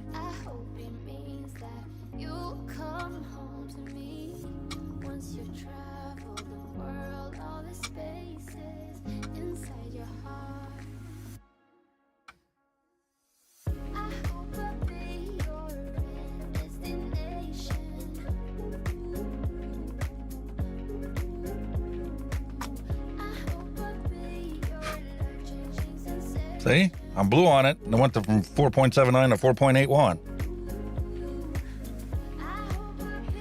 All right. A little bit of sherbet here.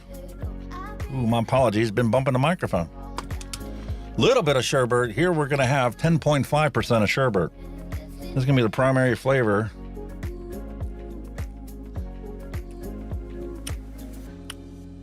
Yeah. It's pretty concentrated. I see the separate tanginess. So 10.5% for sherbet.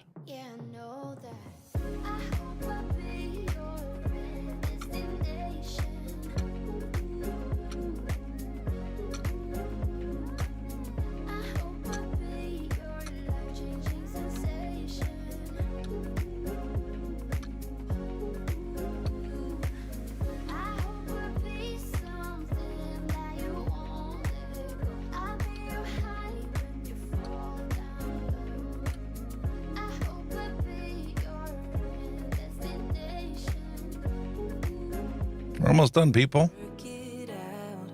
Only time will tell. It's gonna take a lot, 'cause we've been through hell. I can't be without you. I've tried and I failed. So can we work it out? Oh, 10%. 0.03 is not that big of a difference. What do you keep telling me? Super sweet. 2.5%. At least they say something. Super sweet. Still I try to That's a lot. with you through your eyes. Your eyes. What is on your mind? I think it's time to speak. I have crossed the line, but no, not just me. I'm feeling something that goes beyond us. Us. Can we work it out? Only time will tell. They're calling for 2.5%. 'Cause we've been through hell. I can't be without you. I've tried and I failed. So can we work it out? Yeah. Only time will tell. I still want all of you and I know all your colors. And I guess 'cause of that I can think of no others. Yeah, I need you to breathe without you. There you go. What is on your mind? I think it's time to speak. I have crossed the line, but no, not just me. I'm feeling something that All we have left to do is some vegetable glycerin. It should be 105 grams. only time will tell. It's gonna take a lot, 'cause we've been through hell. I can't be without you. I've tried and I failed. Whoops. Work it out. That's a bit excessive. Only time will tell. Only time will tell.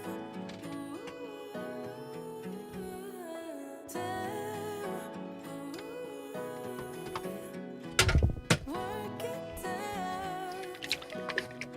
No, I know what is on your mind.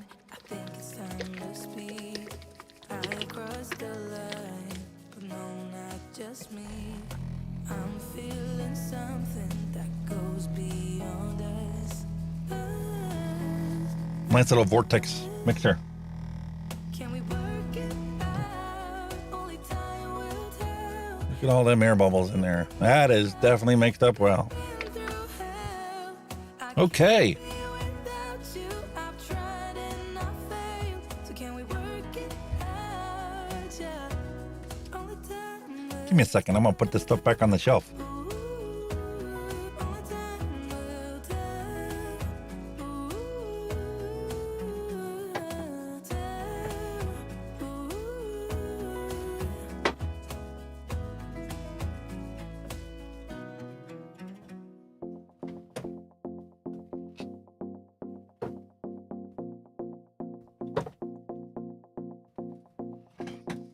Do you miss me at all? Do you think about the things we used to do? No, you could couldn't stand tall. So why didn't you call? Hot diggity. Years has gone by, but I think about you, Should probably give that a little time to ripen, looks like but you're changing and I'm impatient today. Oh, that was wonderful. The cap did not stay on. I didn't tighten it up enough. It's not, I got e-juice all over my carpet.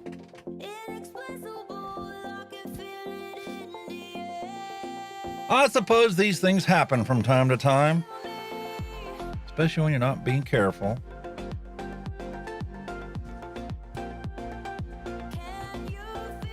So, I'll be right back. I can go clean my hands off. But I got something ready for you to watch.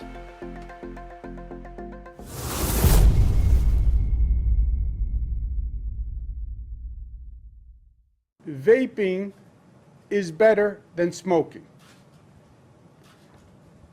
Technically, yes. But so what? But so what?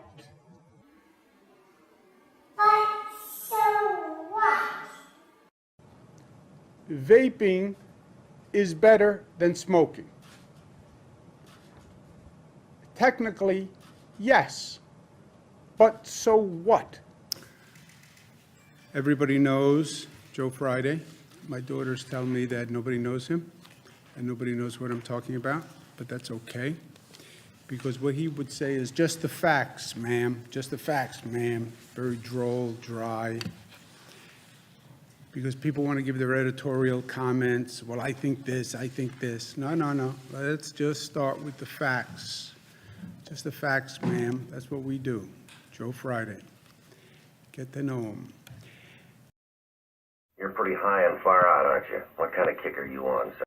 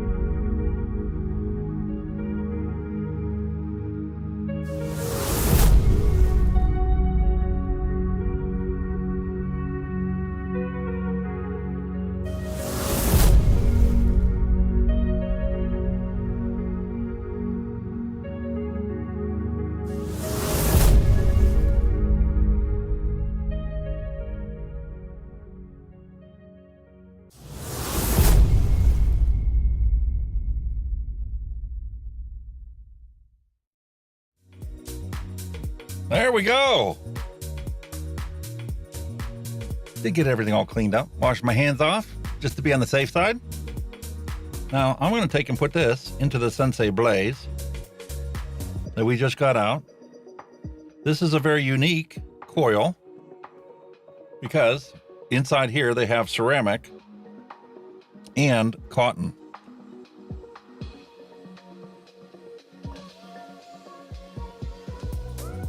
Not sure how good this is.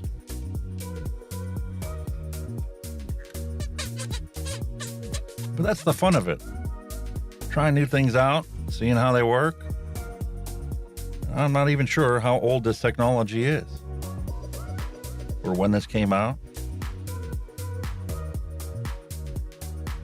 But I'm sure it enabled somebody to quit smoking.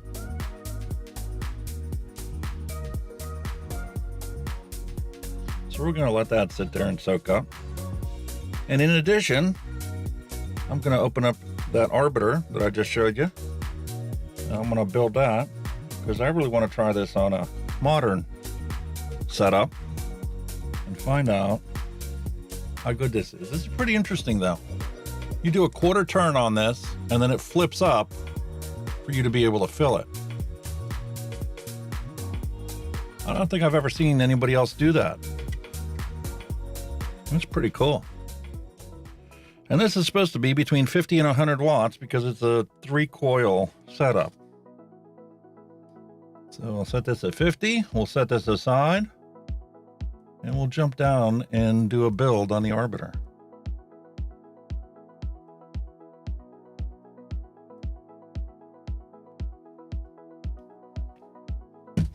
Hot diggity.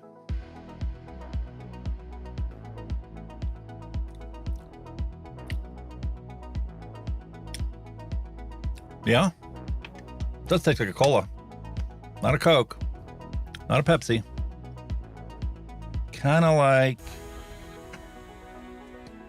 grocery store brand cola that you would buy for a party, one of those big 3 liters.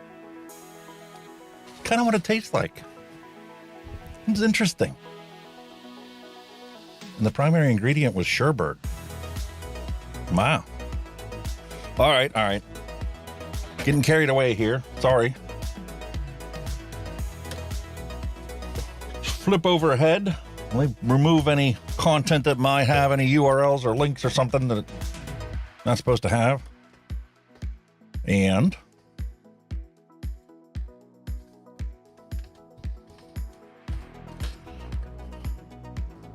let's get this Arbiter ready.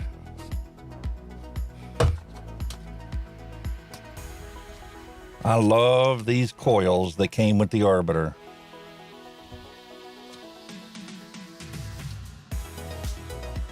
Nobody around here has them. I'd love to be able to purchase Arbiter coils to replace the ones that I have in my other tanks.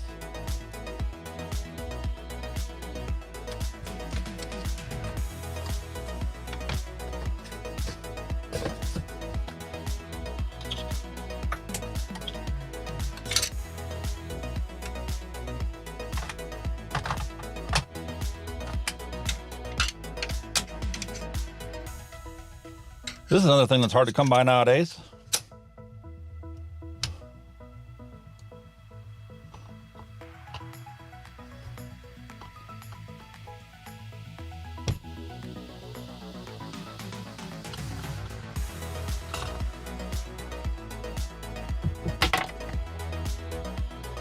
I'm just dropping everything today. Instant clutch.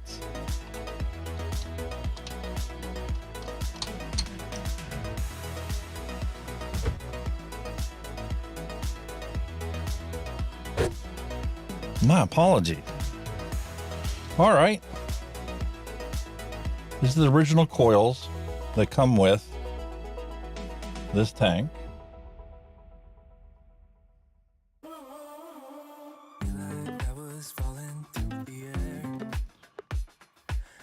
IMR batteries are good too. Yeah. Mooch is the industry standard for testing batteries. And everybody loves to check on his figures and stats and stuff, but he was never able to get enough people to be Patreon subscribers or supporters of his to be able to do this full time. Quite frankly, I don't understand why the vaping industry as a whole didn't garner together and do that. I mean, don't you need somebody in the industry to do that testing? But that's neither here nor there.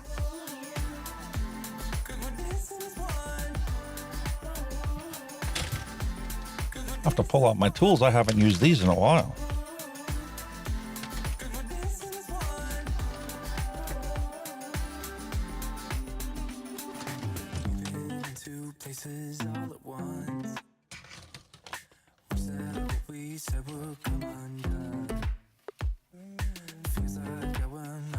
All right, what's the deal?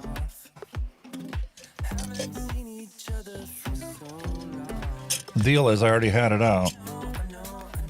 The 2 sizes that get used most commonly in tanks. My opinion, 1929, loving my Oxford Arbiter 2. My wife loves hers too.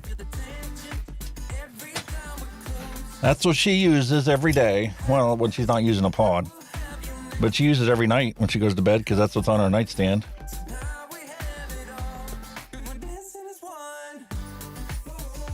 Been using it since we got the thing.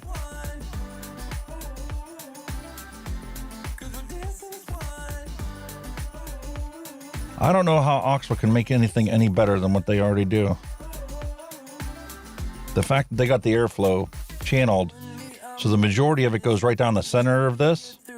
And anytime you heat up a coil, you see the center is exactly where it heats up first. So they proportionally balance the airflow. And they fine-tune that in the Arbiter 2, but at a cost of reducing the airflow slightly. Wait a minute, I'm missing my tools.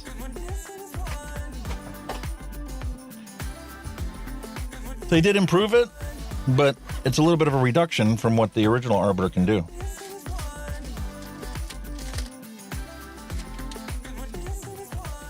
I prefer more airflow than less. And that was until I found the Aromathermizer Titan with dual mesh. Then I came to realize, okay, there is an upper limit of airflow, and there is an upper limit of vapor production that can be, oh, dare I say, too much? Until then, I always thought, oh, I want more airflow. I want a bigger tank. I want more cloud production. Until I got the Titan. And then I realized, okay, there's a limit. I've had enough. Thank you.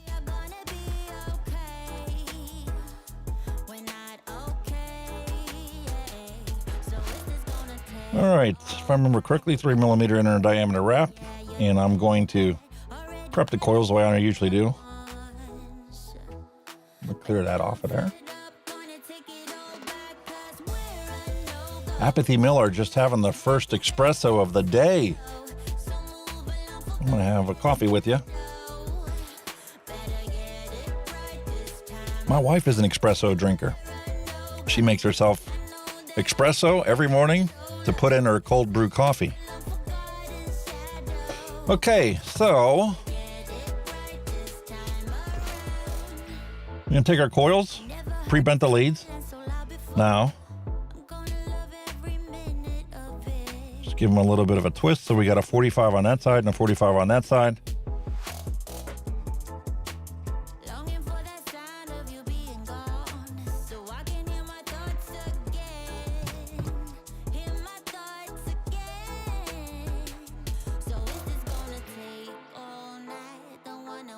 And then we have properly prepped coil for this. You don't have to do this, but I prefer to put them in knowing that it's going to sit completely flush. And when I tighten down these screws, that coil is not going to be deformed at all, or hardly at all, is my goal. Because once you deform it, it's tough to try and get them back in the right position.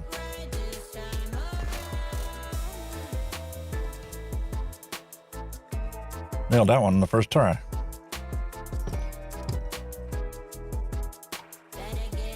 And I love how this, you just literally drop them in. Line it up with the hole.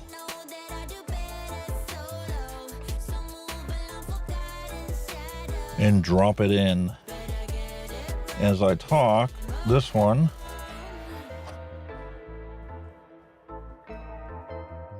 there.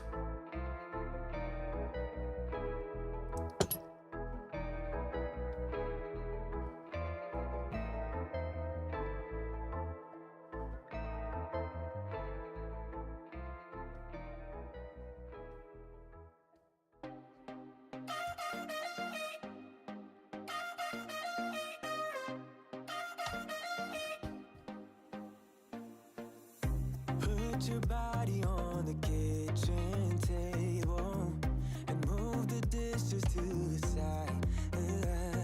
Yeah. Girl, you always tend to drive me crazy. Looking at me with those eyes. Yeah. Put some music on, turn the lights down low, throw the pillows off the bed. Oh, the What do you think? Is that all right? You should try Vapors Cloud Valkyrie RTA. I got a Vapors Cloud RTA I picked up not too long ago. But unfortunately, when I was doing the studio remodeling and sound treatment and stuff, I seem to have misplaced it. Probably sitting in one of those laundry baskets full of vape gear.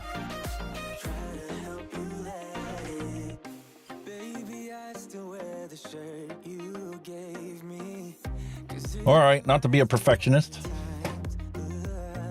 That should be well enough. Cut these leads off.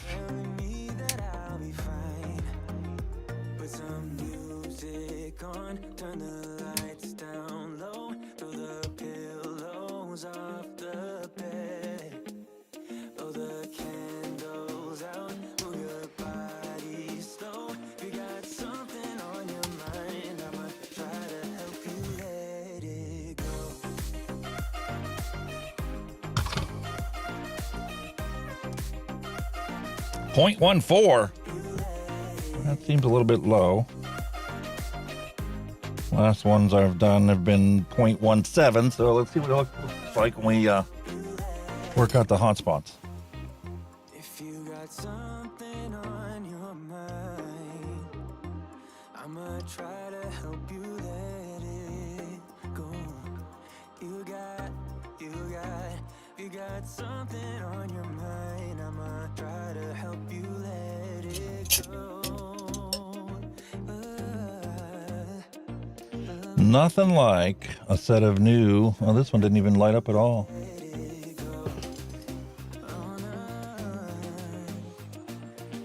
Do we have a short? Was I careless when I clip this?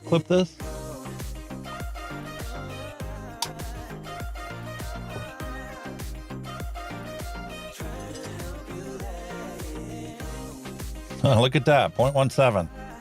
Had a single dangle clack coming off the one post lead.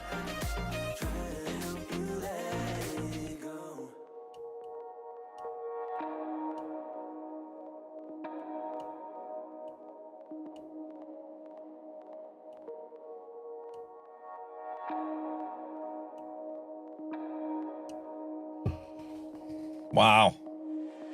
Told you I love these coils. Just like that. There was one little tiny Clapton wire that was shorting out to one side. That's why it didn't glow the first time. As soon as I snipped that off, everything worked perfectly.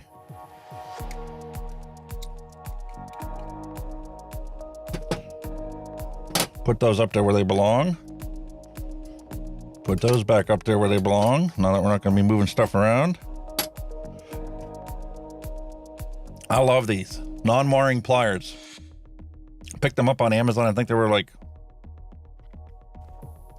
$18 for 2 of them shipped to the house. But it's so nice to be able to make adjustments to your coil leads when you go to set stuff up. And you don't have to mess with it or nothing.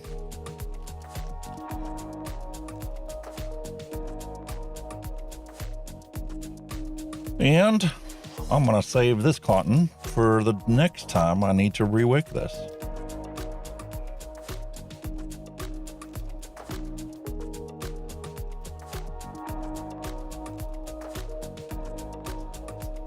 I am going to have to find out what I did with that Vapors Cloud Valkyrie.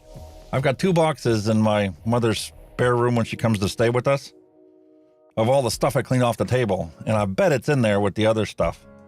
I had 4 things that I was going to review until I started moving all this stuff around. The Atemporal, the Blotto Max. So I'm going to be doing that later this week. Try and get caught up on these things that I bought and have yet to open. Some people out there going, what are you, crazy? Why would you spend money on stuff and not open it as soon as it comes? I like to save it for when it's in front of the camera. I think there's value in seeing what your initial reaction is when you first open something up. You can't hide true reactions to things. Some things have really surprised me in the good way, and other things have surprised me in the bad way. And I don't think that should be hidden. You record it. I mean, yeah, you got to edit it for content and time, but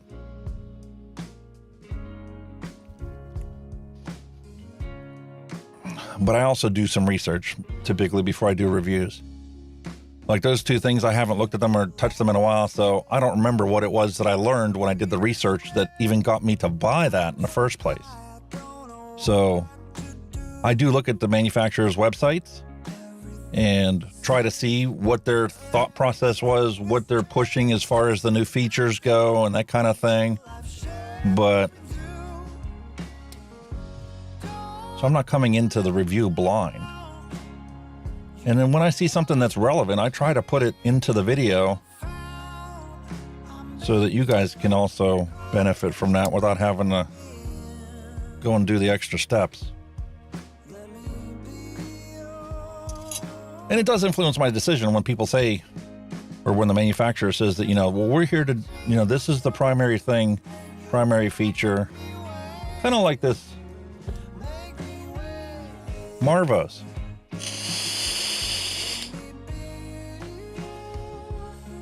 The whole thing about this is you can literally customize it to your liking.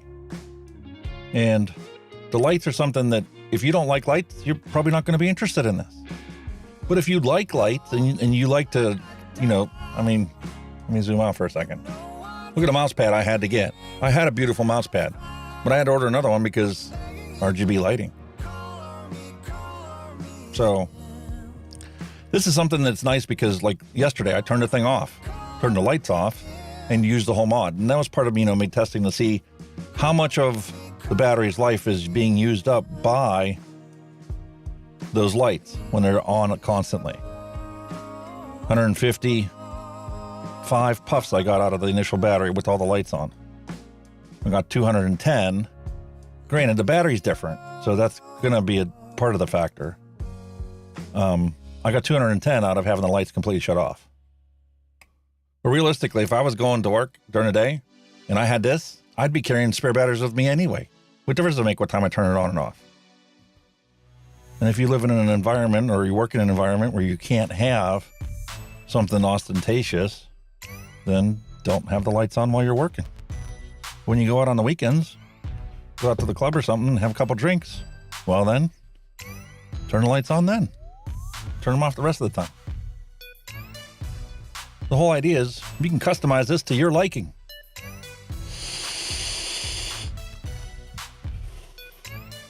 Those coils are, they literally coat your mouth with juice. All right, so I've got a situation here where this cotton, when I fluffed it out, it literally pulled apart on the ends, and it's just not quite long enough to get down there. So I am going to separate these two.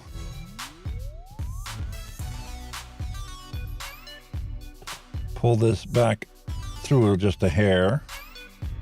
And now, when I did that, I could tell this is not quite tight enough.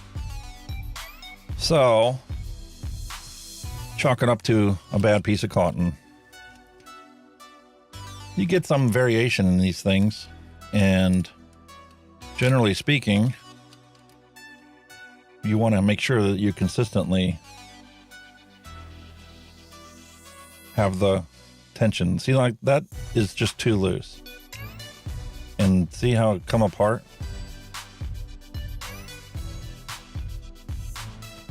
I'm going to revert to some cotton I've been using lately.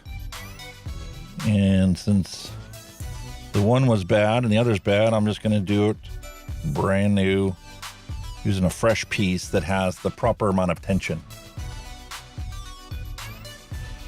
So the Valkyrie Mini with the dual coil deck is awesome. My favorite tank is still the QP M25 Fatality.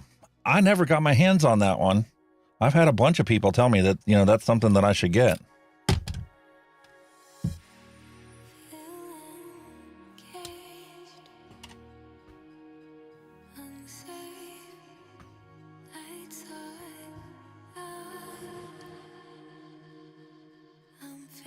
Yeah, I'll have to look into that. That desk mat also came from Amazon and it was only like 12 bucks, 16 bucks, something like that. We were out Hershey Park not too long ago, and the family we were staying with, while we were out there, they had one that was sitting underneath their monitor just for decorative room lighting. I'm like, wow, that's pretty good. Where'd you get that? How much was that? They're like, it was on Amazon. It wasn't that expensive. I paid as much for the mat that's underneath it as I did for this one with the lights. Amazing how Amazon's taken over our world. That's where this thing came from too.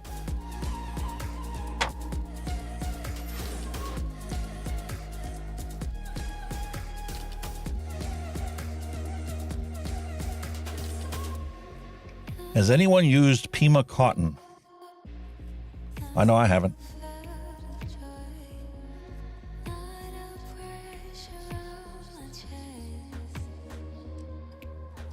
I've got cotton bacon, version 1, version 2, Firebolt cotton.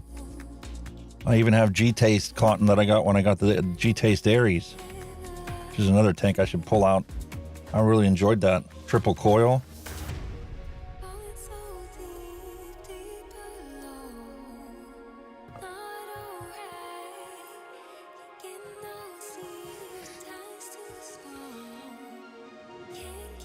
I can still see there's some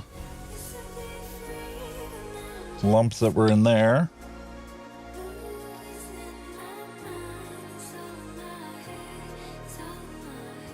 If you have an Arbiter and it isn't giving you 100% of the flavor you expect,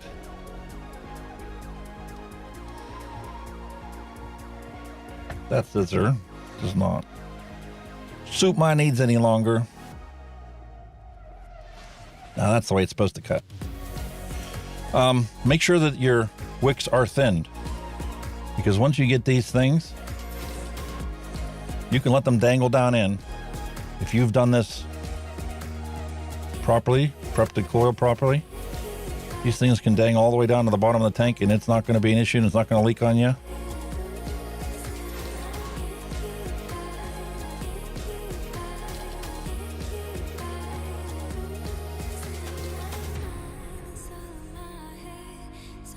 And like this one, if you have a situation where this thing just doesn't want to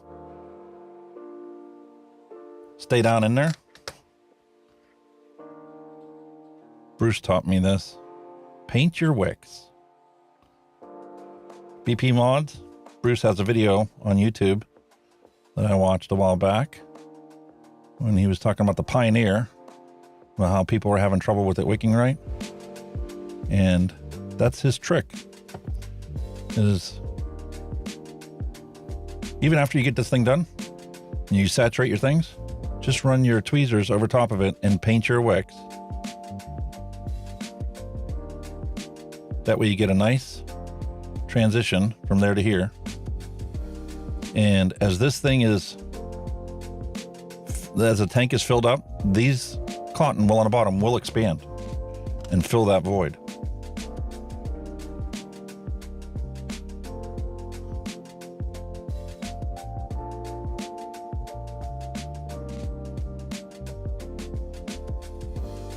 And then you get a side like this where it just goes right in.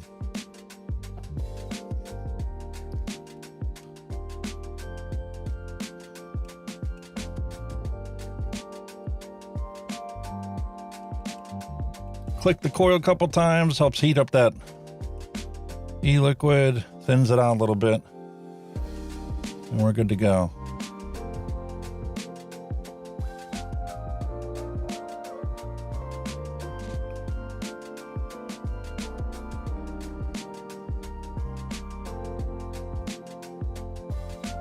I know it looks a little thin on this side, but I bet you that's going to be just fine. You can tell it's the V1 because the center cap is separate. On the V2, the center cap stays on the top part of that tank.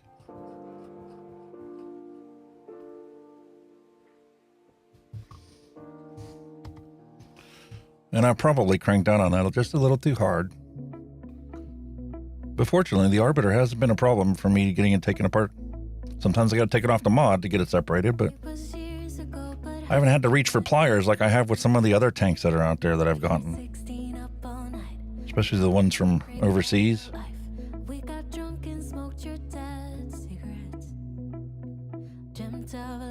Part of me is kind of grateful for the whole apocalypse situation that we were put into with the PMTA process and whatnot.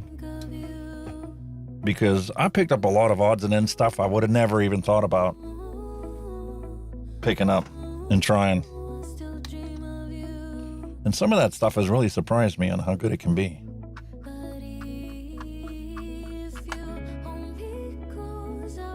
All right. We got that wicked up. I'm going to set aside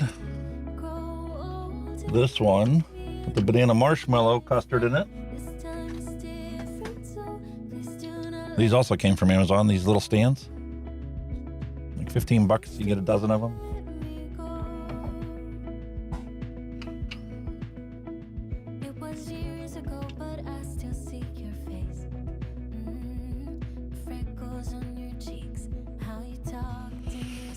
Vapors Cloud is your favorite company for vaping hardware. Have everything they've made in my collection.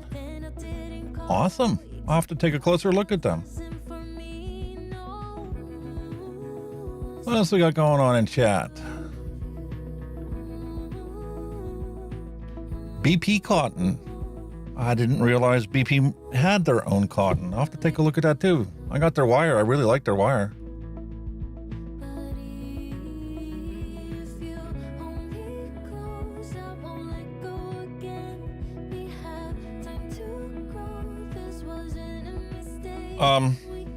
You probably were one of my first subscribers, to be honest with you.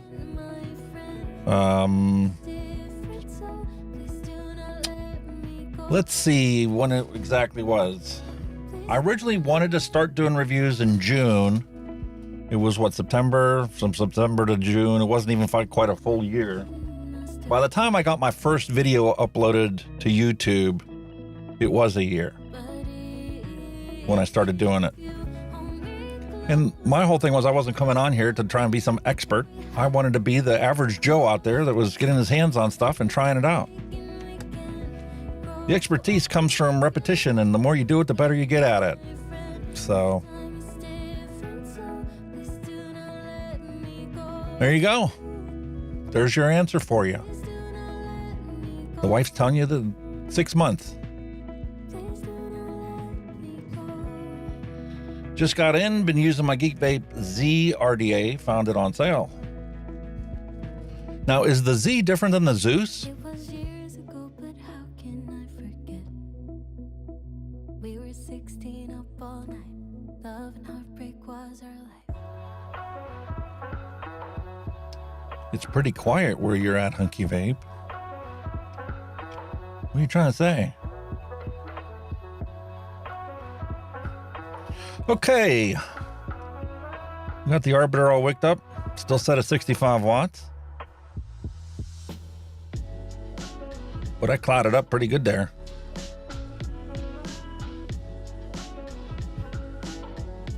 What's this going to taste like? Is it going to taste like cola? I know it tastes on the knuckle test like cola.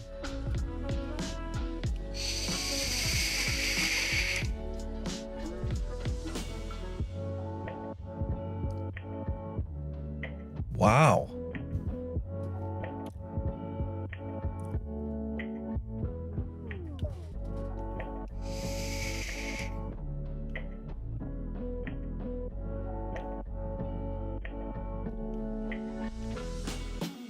I'll turn this down just a little bit.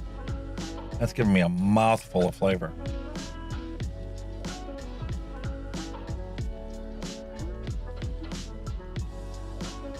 And I know I didn't put the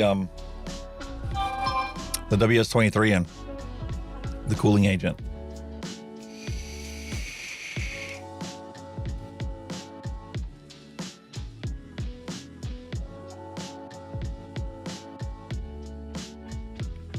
It does taste like a cola. That's unbelievable. How do you get cola from sherbet?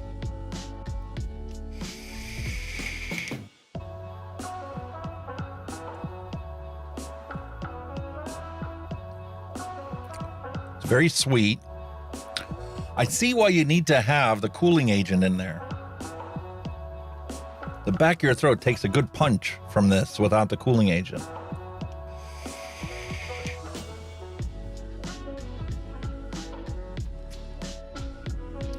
Cooling agent is going to kind of put that coating or that layer on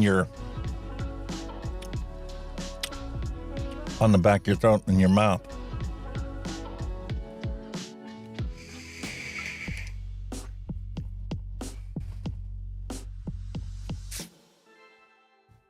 Where are the dogs at? I don't know. Where is Lucy and Jester? Probably sleeping still. This is their nap time.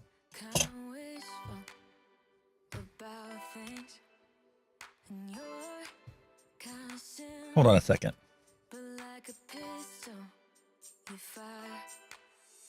Sometimes you get under my skin like a lover, and sometimes you don't wanna come back 'cause you'd rather stay out with another. They're here. Come on. Come here. Make your TV up here. She's wondering what the hell's going on because I never pick her up. Say hi.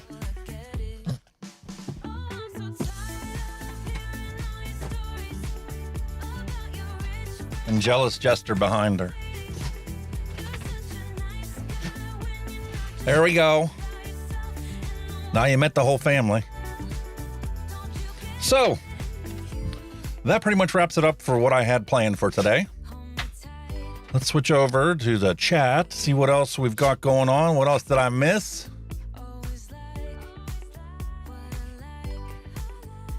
Two dogs. Black Labs. One's a Black Lab Beagle mix. That was Lucy, the one you saw on my lap. She always thinks she's a lap dog. She's also Hyper and Wild Child. And then we have Jealous Jester, who's a Pitbull Black Lab mix. You can't tell by looking at him. He's a skinny dog. Jester, come here. You want to say hi? He doesn't even jump up on the chair.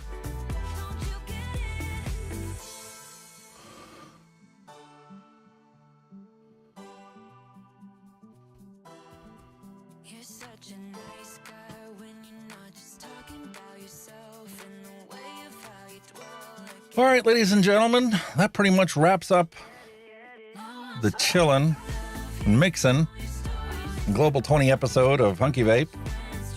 This is still in the beta version. That's why it's episode 0.1.1. We're computer nerd stuff. But it gave me a chance to try out my new audio interface and the current setup that I have going on with OBS. I spent a week and a half working on a custom music edition version of OBS, and it kept giving me all kinds of problems, and it wouldn't handle the plugin that I wanted to use. And long story short, got a new audio interface, went back to the original version of OBS, and did some minor modifications and features and adjustments to it. Kind of like this spectralizer that I have going on for the music. So everything's automatically mixed in and ready to go. I truly appreciate every single one of you guys that have come out today and attended this live. I'm going to start doing this on a regular basis. We got a couple things coming up that we're going to get past before I can commit to a specific time and date. We got Chris Stapleton concert coming up, 4th of July is coming up, and camp and a bunch of other stuff. But tentatively right now, I'm looking at Tuesdays, doing the show every Tuesday. Mixing and chilling with Hunky Vape is what I ended up coming up with. And then that'll also give me the opportunity to actually put out the news like normal, the Global 20 news, on Friday. Give you guys a summary of what's going on out there. Thank you very much, Lance Ward. I appreciate you coming out. I appreciate every single one of you guys that have been here. And that's going to wrap it up for today. So, my wish is always peace, love, and a hunky vape to end cigarette combustion.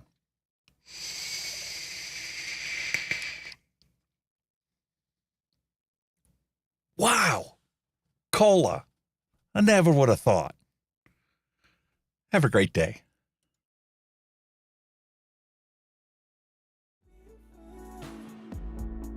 So I feel safe and sound.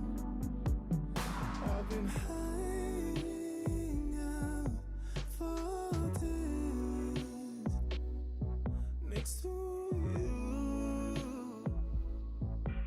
until yeah, I've been waiting in silence to see a little bit of fire, but all I see is you.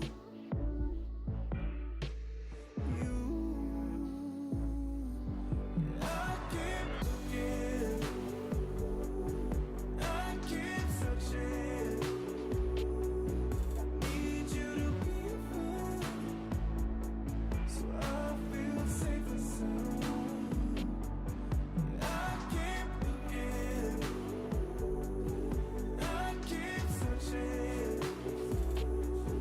Need you to be found, so I feel safe and sound.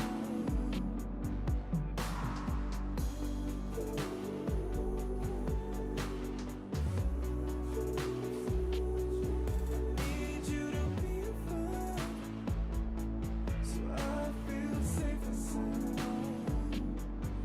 I keep looking, I keep searching. Need you to be found, so I feel safe and sound.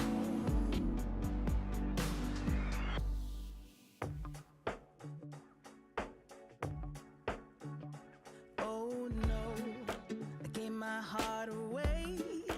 Went a bit too far, so wrong. Oh no, open up my soul, but babe, how could I know you're cold? Shame on you, should have seen what you were like. Dangerously nice. You got me all lost, so blinded. You got me all lost. Listen to my heart. I gotta be lost, survived it. Now you're all gone, gone, gone, my friend. Oh Lord, I guess you fooled me